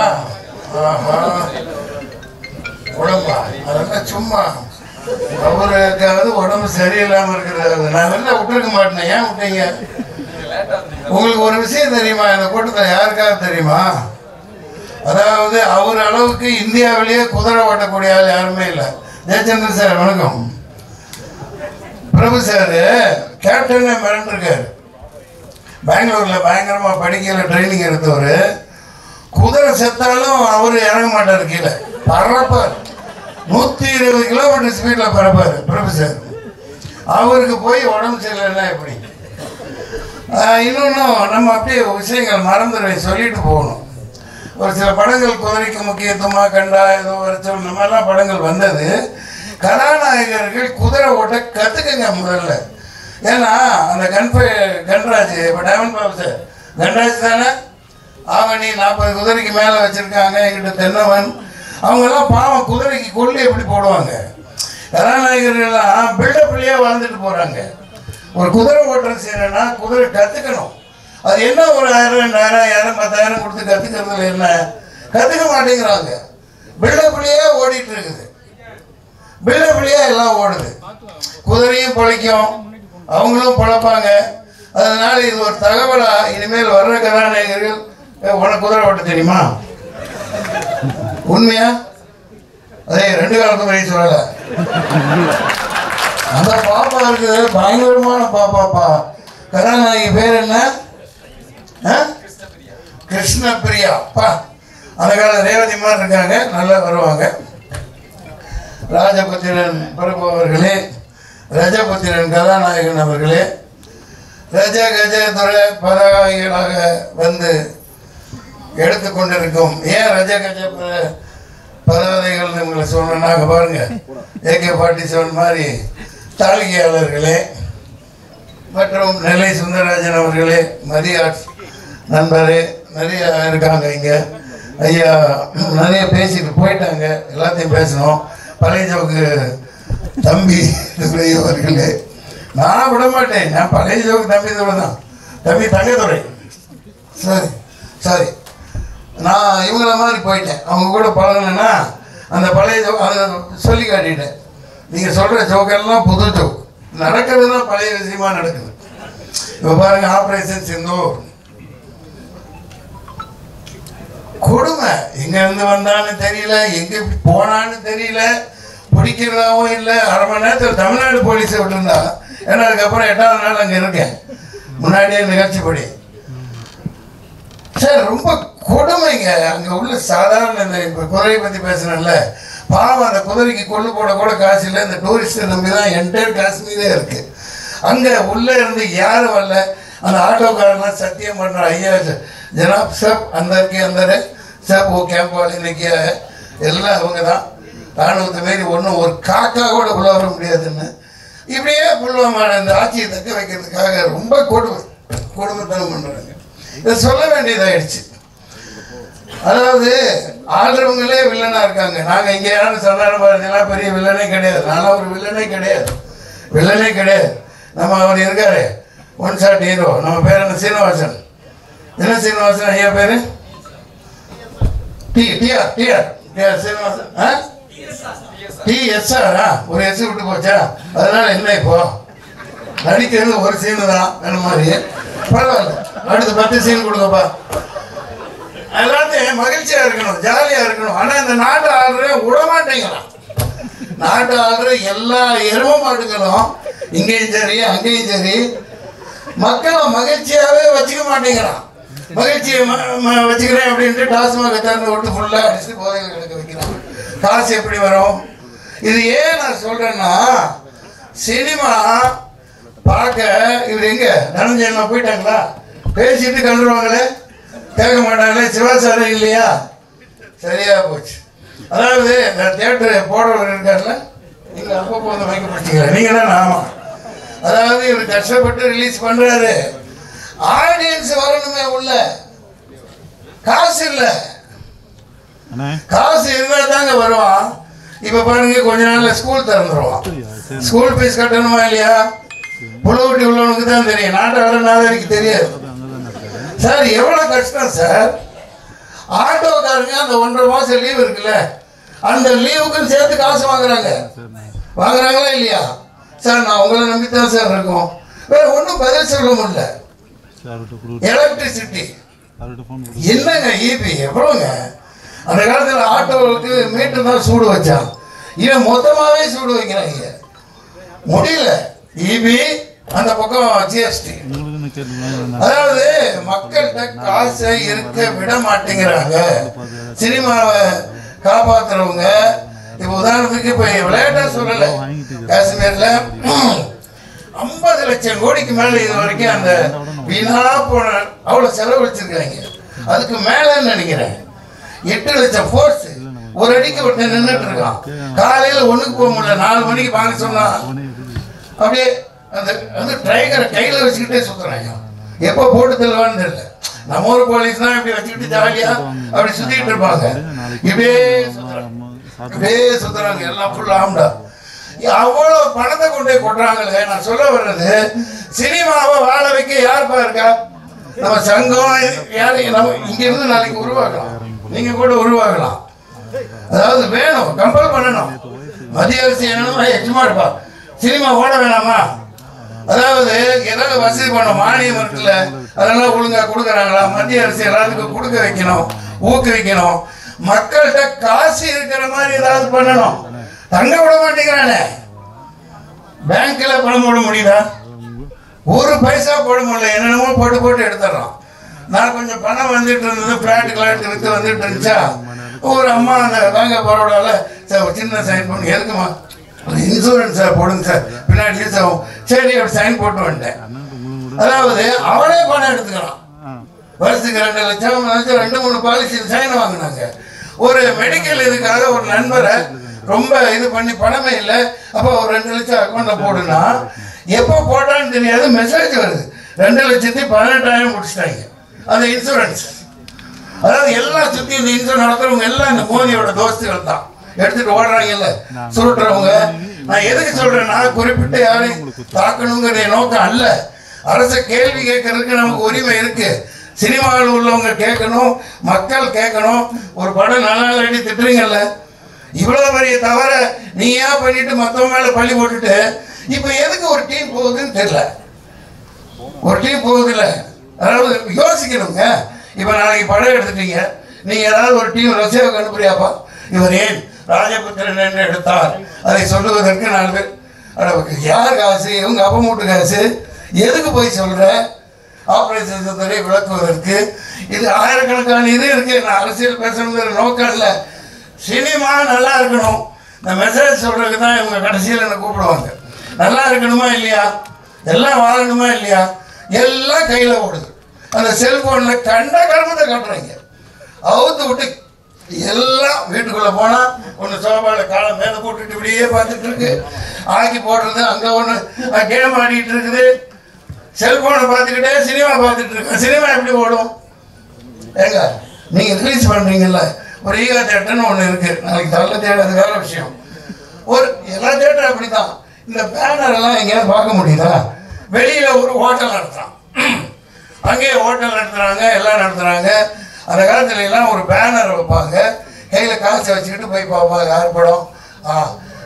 சின்ன தம்பி, கேப்டன் பிரபாகரன், ஏதோ. அதாவது ஆசிரியர் காசை வச்சுக்கிட்டு பார்ப்பாங்க.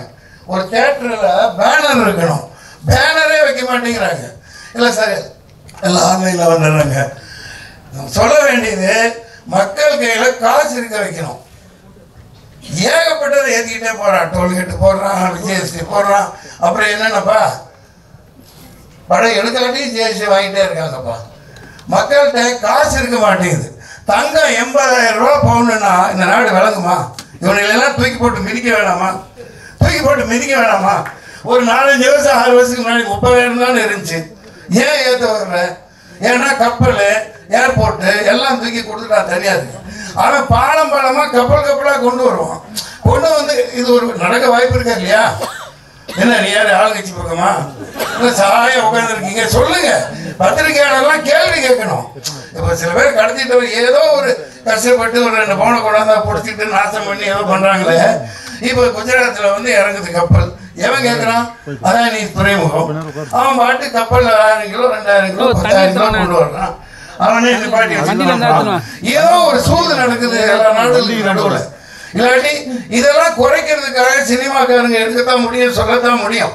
ஆனா மக்கள் இப்ப 30,000 ரூபாய்க்கு இருந்தாலும் இந்த ஏழை பொண்ணுகளுக்கெல்லாம் கல்யாணங்கள் எப்படி நடத்த வைப்பாங்க?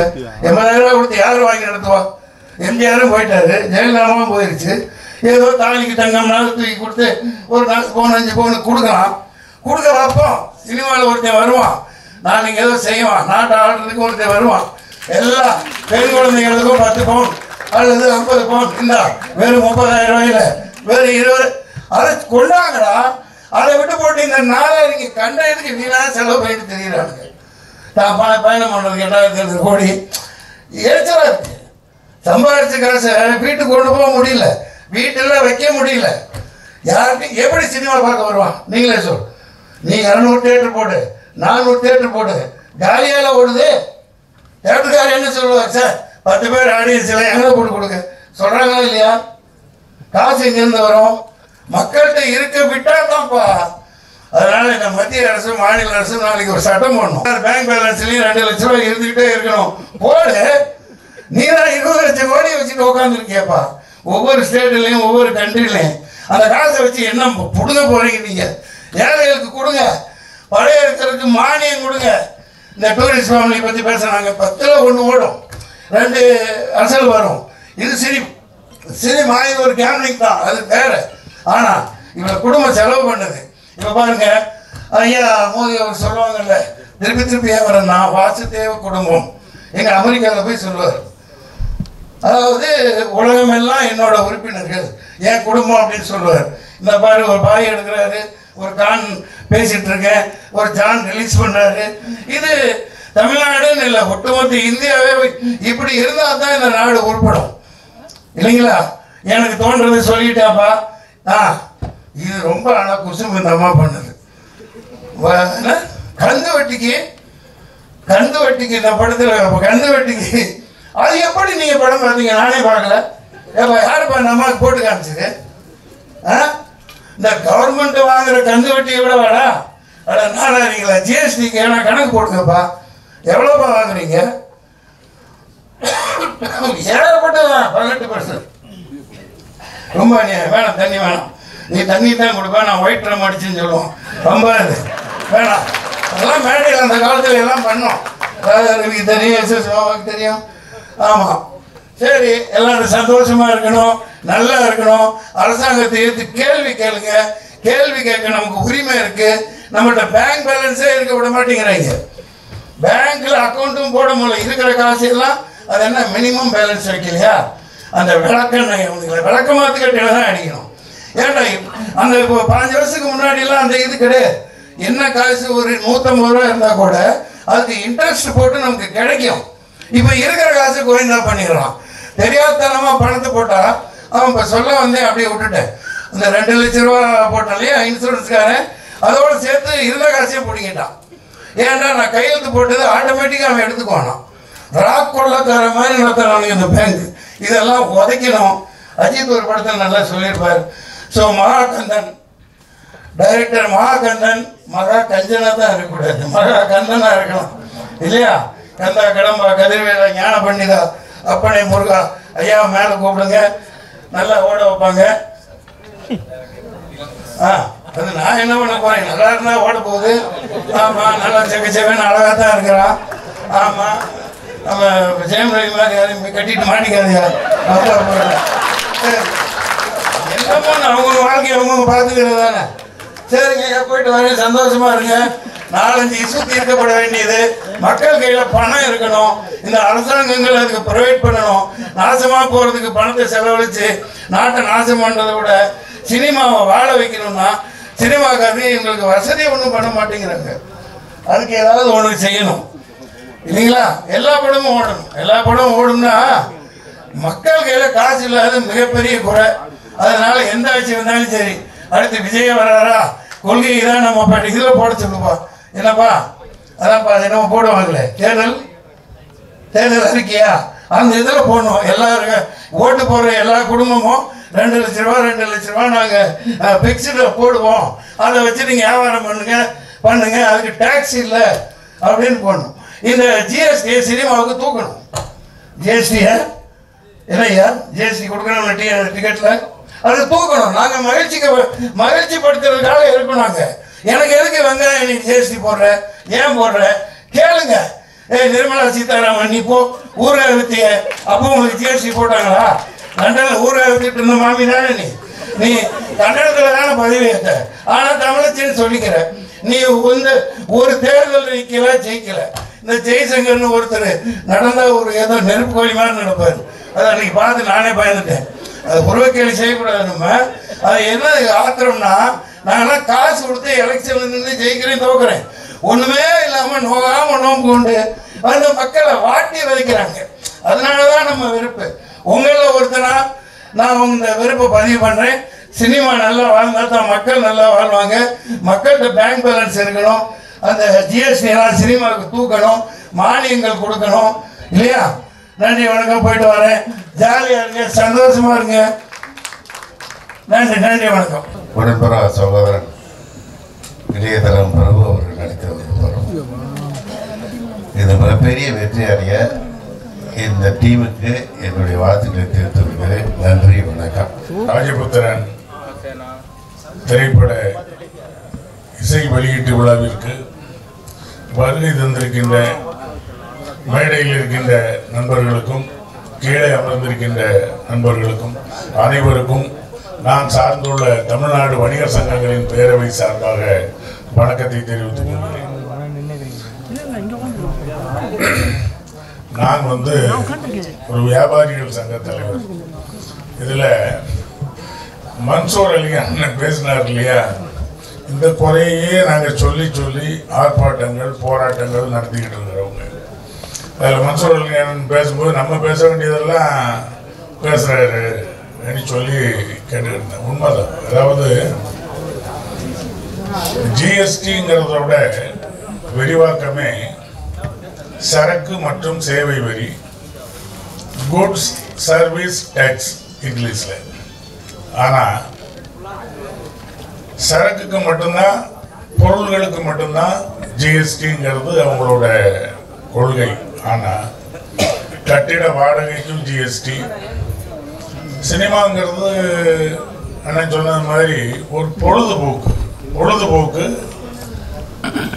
திரைத்துறையை சேர்ந்தவங்க தயாரித்து கொடுக்கக்கூடியதை அரசாங்கமும் அதை அங்கீகரித்து சலுகைகள் பண்ணணும். காரணம் நாளைக்கு என்ன ஷிஃப்ட் போடுறதுனால பாதிக்கப்படுறது.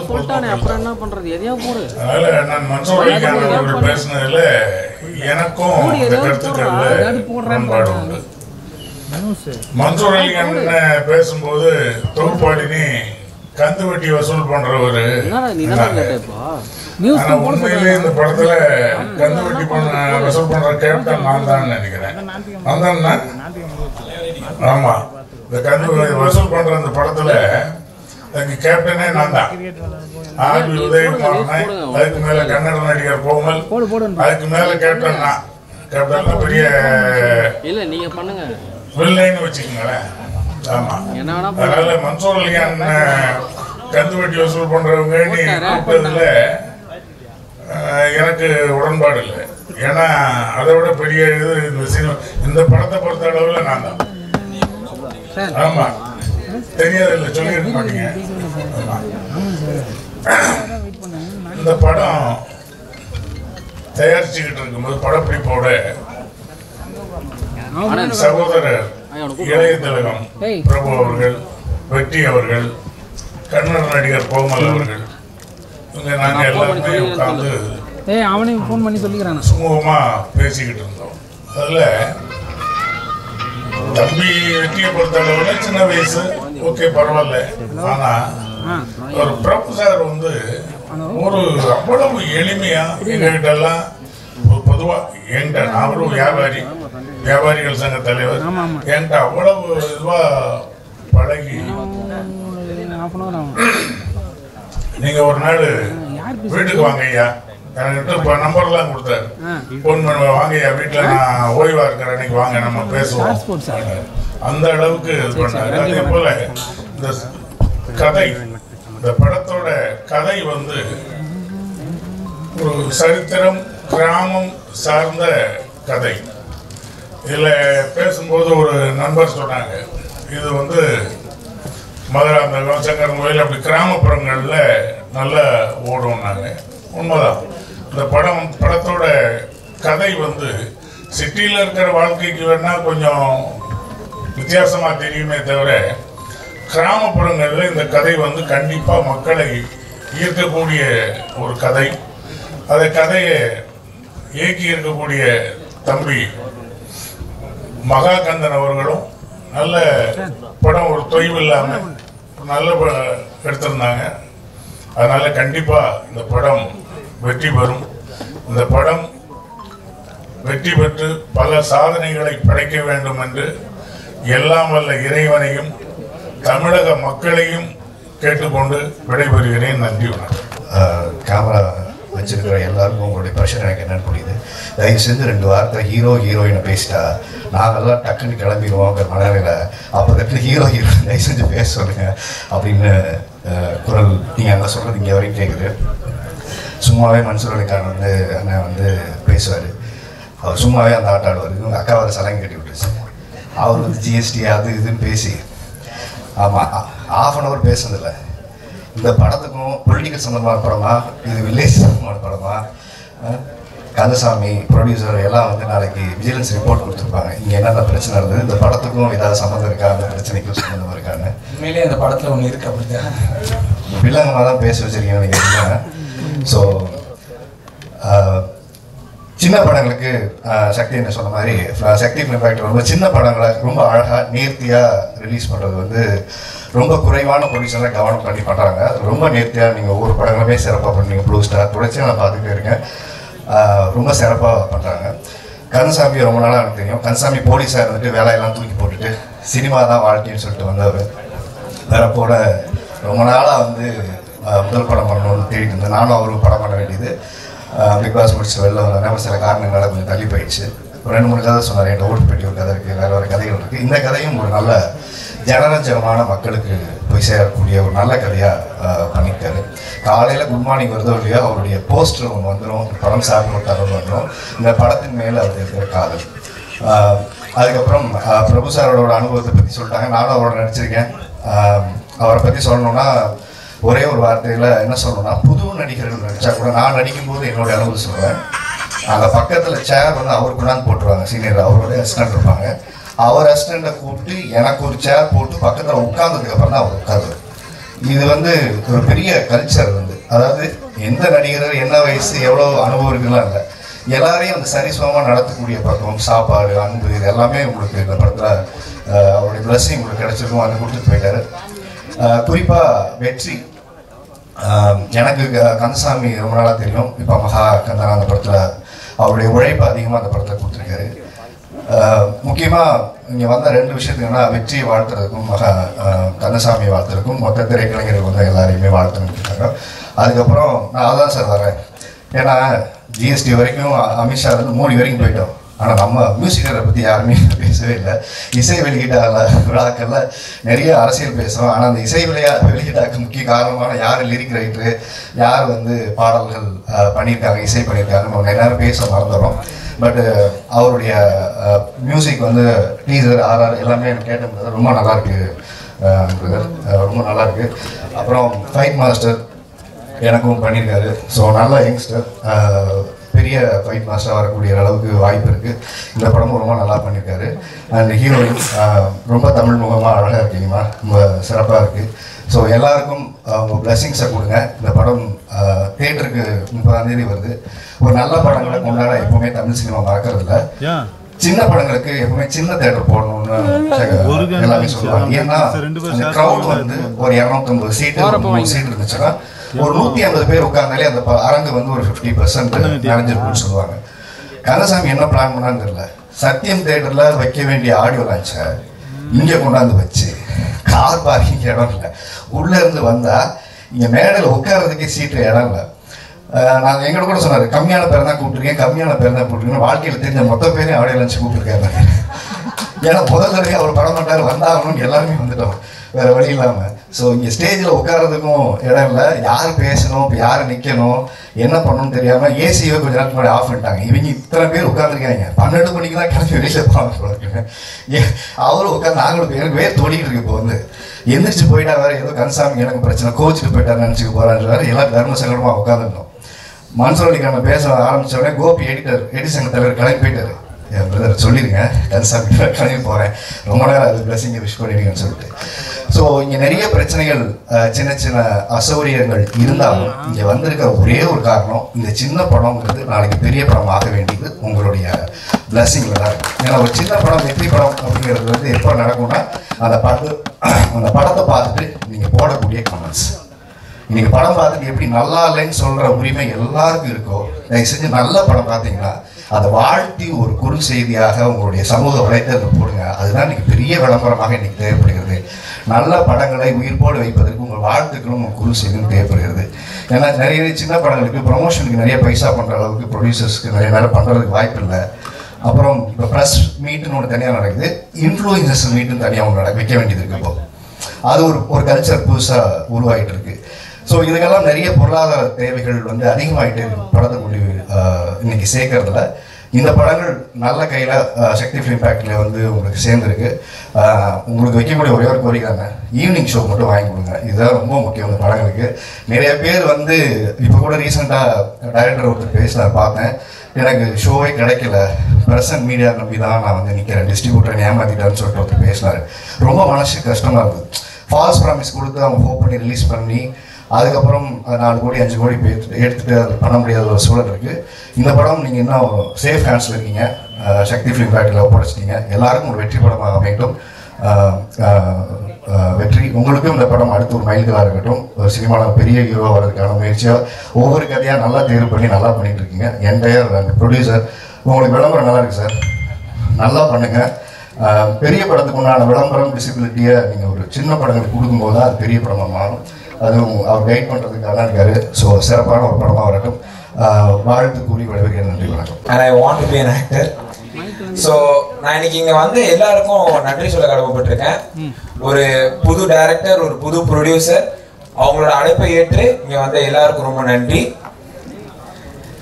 ஸோ அதுக்கப்புறம் என்னோட ப்ரொடியூசர், எங்கள் டேடி, இந்த படத்தோட கோ ப்ரொடியூசர் கோதர்ஷா சாருக்கு நன்றி.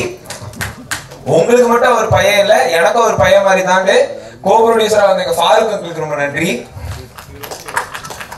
பிரபு சாருக்கு ரொம்ப நன்றி. அதே மாதிரி அவரோட அப்பா சிவாஜி சாருக்கு ரொம்ப நன்றி. பிரபு சாரை ஒரு ஆக்டர்னா பிரபு சார் வந்து சிவாஜி சாரை வந்து ஒரு ஐடல் மாதிரி பண்ணியிருந்தாரு. எங்கள் பிரபு சார் ரொம்ப ரொம்ப ரொம்ப ரொம்ப கன்வீனியண்டாக இருந்தார், ரொம்ப சப்போர்ட் பண்ணார் எங்களுக்கு. ஸோ பிரபு சாருக்கு ரொம்ப தேங்க்ஸ். கோமல்குமார் சார்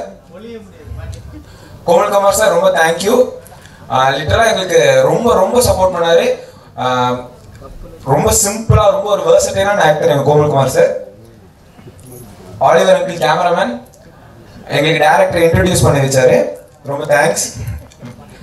எங்கள் படம் வந்து ரிலீஸ் ஆகிறதுக்கு முன்னாடி எங்கள் படத்தில் வெற்றி இருக்கு. வெற்றி ப்ரோ ரொம்ப thanks bro. Krishnapriya. So really எங்கள் ஹீரோயின் வந்து எங்களுக்கு ரொம்ப ரொம்ப ஹெல்ப் பண்ணாங்க. ஒரு கேரவன் இல்லாட்டி கூட ரொம்ப அட்ஜஸ்ட் பண்ணிக்கிட்டாங்க. ஒரு குடிசையில் உட்கார ரொம்ப அட்ஜஸ்ட் பண்ணிக்கிட்டாங்க. படத்தில் உண்மையிலே அவங்க சீன்ஸ் ரொம்ப நல்லா நடிச்சிருந்தாங்க. ரொம்ப நேச்சுரலான ஆக்டர், தேங்க்யூ. இமான் அண்ணாச்சி படத்துல நடிச்சோம் முடிச்சோம் அப்படின்னு சொல்லிட்டு இருக்கிற காலத்துல எங்க அண்ணாச்சி லிட்டரலா எங்க கூப்பிட்டாலும் வந்துருவாரு. ஒரு சின்ன காலேஜ் ஈவெண்டா இருக்கட்டும், ஒரு பெரிய காலேஜ் ஈவெண்டா இருக்கட்டும், இன்னைக்கு ஒரு ஷூட்டிங் இருக்கிறதுனால எனக்கு வர முடியல. Imman Annachi thank you so much.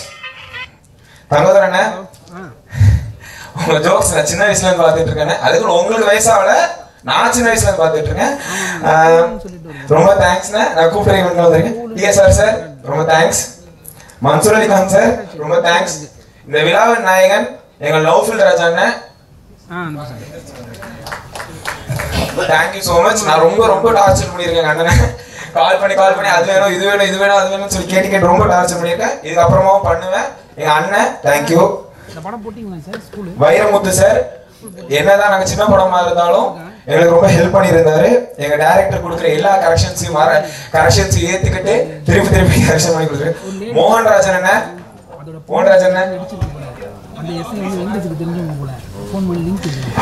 எனக்கு மோகன்ராஜன் அண்ணன் எப்பவுமே அண்ணன் தான். தேன் சுடரை பாட்டெல்லாம் அவர் பண்ணாரு தெரிஞ்சிருச்சு. Thank you so much. எங்க டிஸ்ட்ரிபியூட்டர் சாருக்கு வந்து அவரோட மீசை வச்ச தாயடா லைன் ரொம்ப பிடிக்கும். யாரும் கேட்டுட்டு இருந்தேன். Thank you so much. ஸ்ரீதர் மாஸ்டருக்கு தேங்க்ஸ். ஸ்ரீதர் மாஸ்டருக்கு வர முடியல. அதே மாதிரி எங்க படத்துல வந்து ராஜா, புத்திரன் நிறைய பேர் வேலை பார்த்துருக்காங்க. இளங்கோவன் மாஸ்டருக்கும் இளங்கோவன் மாஸ்டர் பையன் எங்களோட Sun master Rakesh மாஸ்டருக்கும் thanks.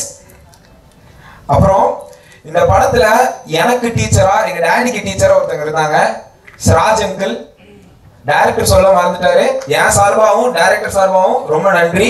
Nilofer aunty உங்களுக்கும் நன்றி. சொல்ல சொன்னேன் சிராஜ் சார் விஷயத்த சொல்லிட்டேன்ல. விளையாண்டுங்கிறானுங்க. கமல் ப்ரோ எங்க எடிட்டர் ரொம்ப தேங்க்ஸ். 1 hour தான் பாக்குது. முத்துண்ணா முத்துனா எங்க சொத்து. எங்களுக்கு கோமல்குமார் சார் அறிமுகப்படுத்தினதுக்கு ரொம்ப நன்றி. நீங்க படத்துல வேலை பார்த்ததுக்கு ரொம்ப ரொம்ப நன்றி. ரஃபிக் பாய் எங்க படத்துல ஃபர்ஸ்ட் இருந்தாரு, லாஸ்ட்ல இருக்காரு, எப்பவுமே இருப்பாரு. ரொம்ப நன்றி. நாஜிப் என் மாமா, எல்லாரும் மாமன் படம் பார்த்திருப்பீங்க, ஆனா அந்த மாதிரிலாம் கிடையாது, நல்ல மாமா. தேங்க்யூ. அர்ஷத் எங்க படத்துல லாஸ்டா வந்து சேர்ந்தார், ரொம்ப தேங்க்ஸ். காஸ்டியூமர் ராம் உங்களுக்கு தேங்க்ஸ். பாண்டியராஜன் அண்ணா தேங்க்ஸ். கலரிஸ்ட் முத்து அண்ணன் உங்களுக்கு ரொம்ப தேங்க்ஸ். அப்புறம்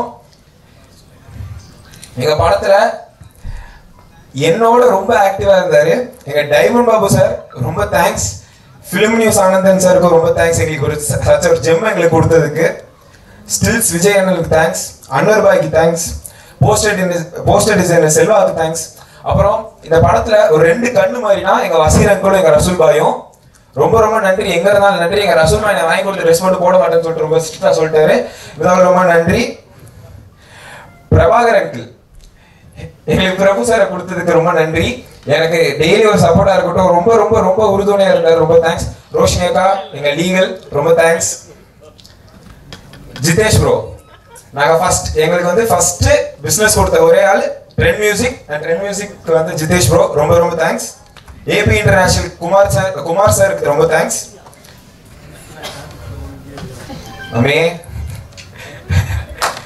என் மம்மி ரொம்ப எனக்கு சப்போர்ட் பண்ணாங்க, ரொம்ப ரொம்ப தேங்க்ஸ். Jo thanks.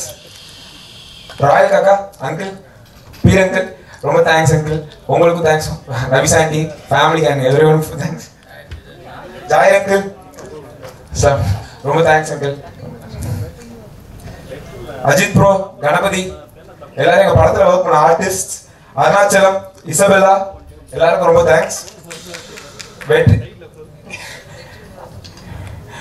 வெற்றி ப்ரோட டிரைவர் சுனில் அங்கிள் எனக்கு அவரு ரொம்ப ரொம்ப ஃப்ரெண்டு மாதிரி ஆயிட்டாரு, உங்களுக்கு ரொம்ப தேங்க்ஸ். எங்க ப்ரொமோஷன் மீடியா பாய் அஹமத் பாஸ்கோ 3 பேருக்கு தேங்க்ஸ். செய்தன சிக்கந்தர் எல்லாருக்கும் தேங்க்ஸ். ஸோ டிஆர் சார் ரொம்ப தேங்க்ஸ். எங்களுக்கு லிரிக்கல் பண்ணி கொடுத்த தினேஷ்க்கு ரொம்ப தேங்க்ஸ். நான் அவனை மறந்துட்டேன், அதனாலதான் அவனும் மறந்துட்டான் நீங்க நினைப்பீங்க, அப்படி இல்ல. எங்க டைரக்டருக்கு ரொம்ப ரொம்ப தேங்க்ஸ். நீ முதல்ல ஃப்ரேம்ல காமிச்ச ஒரே ஆள் எங்க டைரக்டர். அவருக்கு எப்பவுமே நான் தம்பி தான், அவர் எனக்கு எப்பவுமே அண்ணன் தான். நான் உங்களை மறக்கல, நான் உங்களை கடைசியில் ஸ்பெஷலா சொல்லணும்னு வச்சிருந்தேன். ரொம்ப ரொம்ப நன்றி. ஆர் உதயகுமார் சார், மொத்தம் எங்க படத்துல வேலை பார்த்த எல்லாருக்கும் ரொம்ப நன்றி. எங்க டிஸ்ட்ரிபியூட்டர் சார், எங்களுக்கு ஃபர்ஸ்ட் போன ஒரே டிஸ்ட்ரிபியூட்டர், எங்களுக்கு பெஸ்டா கிடைச்ச ஒரே டிஸ்ட்ரிபியூட்டர் எங்க சக்தி ஃபிலிம் ஃபேக்டரி ஓனர் திரு சக்திவேலன் சாருக்கு ரொம்ப ரொம்ப நன்றி. தேங்க்யூ. அது போக இன்னைக்கு வந்து எங்க விராம செலவிச்ச எல்லாரும் நன்றி. சார் சொல்லுங்க. Thank you so much. இன்று வருகை தந்திருக்கும் மதிப்பிற்குரிய தயாரிப்பாளர்கள், மரியாதைக்குரிய இயக்குநர்கள் ஒவ்வொருவருக்கும் என்னுடைய அன்பான வணக்கங்கள். ராஜபுத்திரன் ரொம்ப ஒரு இப்போ எப்படி டூரிஸ்ட் ஃபேமிலி நல்லா போயிட்டு இருக்கோ அது மாதிரி இது ஒரு வில்லேஜ் ஃபேமிலி ஆக்சுவலி ராஜபுத்திரன். ஸோ ஒரு வில்லேஜில் வந்து ரொம்ப ஒரு அருமையான ஒரு கதையை வந்து மகாகந்தன் சார் இயக்கியிருக்காரு. ரொம்ப ஒரு சூப்பராக ஒரு நேட்டிவிட்டியாக இயல்பாக பண்ணியிருக்காரு மகாகந்தன் சார், சிறப்பாக பண்ணியிருக்காரு. அதில் வந்து நம்ம நண்பர் வெற்றி ப்ரோ வந்து மேடம் சொன்ன மாதிரி ரொம்ப நீண்ட கால நண்பர் எனக்கு. அவர் கூட வந்து நான் ஜிவி படம் பண்ணேன், அது தொடர்ந்து நிறைய படங்கள் கூட பண்ணிட்டு இருக்கேன். அவர் 8 தோட்டாக்கள் சரி, ஜிவி சரி, நிறைய அவர் எப்பயுமே ஒரு படம் பண்ணாருன்னா அந்த படத்தை வந்து சூஸ் பண்ணி தான் பண்ணுவார். நல்ல ஒரு யூனிக்கான ஸ்டோரி, ஒரு டிஃப்ரெண்டான ஸ்டோரி அது எப்பயுமே இருக்கும் அவர் படத்தில். ஸோ அது போல் இந்த படமும் ஒரு முக்கியமான படமாக இருக்கும் வெற்றி ப்ரோவுக்கு. அவர் பேரில் இருக்க வெற்றி இந்த படத்துலையும் இருக்கணும். Super bro. கிருஷ்ணபிரியா அவங்களும் வந்து ரொம்ப அருமையாக பண்ணியிருக்காங்க, ரொம்ப கியூட்டாக. சொன்ன மாதிரி ரேவதி மாதிரி தான் இருக்கீங்க மேடம், ரேவதின்னு சொன்னாங்க. குட்டி ரேவதி அவங்க ஏங்க சரி ஓகே ரேவதி குட்டின்னு சொல்லுவா.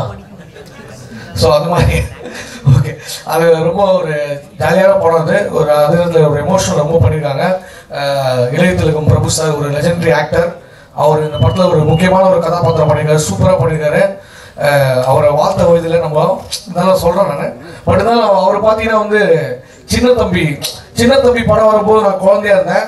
இப்போ எனக்கு ஒரு குழந்தை இருக்கு, ஆனால் அவர் இன்னும் சின்ன தம்பியாகவே இருக்காரு.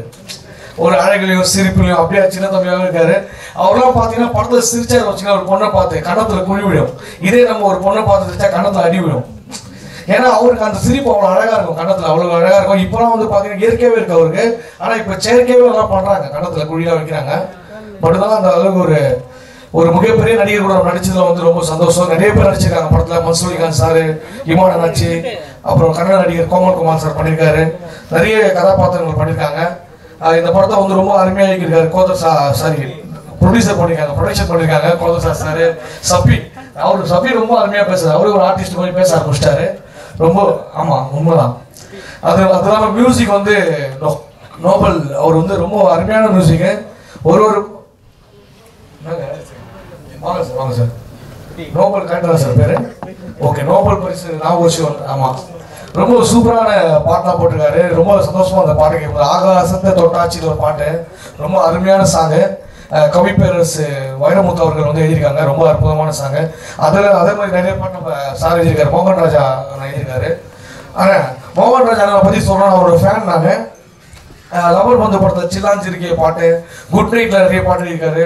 இப்போ டூரிஸ்ட் ஃபேமிலியே அவரோட சாங்ஸ்லாம் இருக்குது, நிறைய பாடல்கள். இந்த படத்தையும் ஒரு பெரிய கிளாப்ஸ் கொடுங்க அவருக்கு.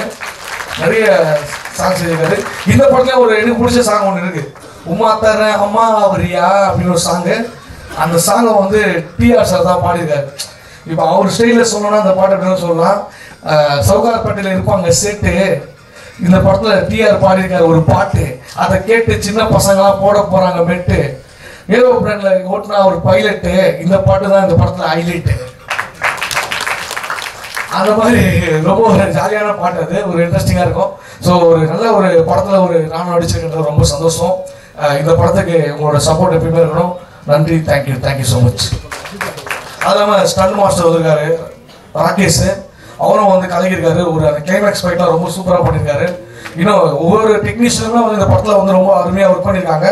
ஒரு நல்ல படமாக, ஒரு ஃபேமிலியான ஒரு படமாக இருக்கும். கண்டிப்பாக தேட்டரில் போய் பாருங்க, என்ஜாய் பண்ணுவீங்க. Thank you so much. Actually, I'm still learning Tamil, so sorry for that. எல்லாருக்கும் வணக்கம். என் பேர் கிருஷ்ணபிரியா. ஸோ இது வந்து என்னோட முதல் படம். I'm really nervous. So first of all, I would like to thank director who chose me for this character, Kandasamy sir. Thank you. And Shafi. He said he chose me for this film, but thank you for that. And thank you for giving my remuneration on time. And Vetri, he's such a very talented actor and very kind-hearted, and he helped me throughout the full film, so thank you. And the soul of the movie, Naufal Raja sir, and I'm doing this film like second time with him, so he did my first film too.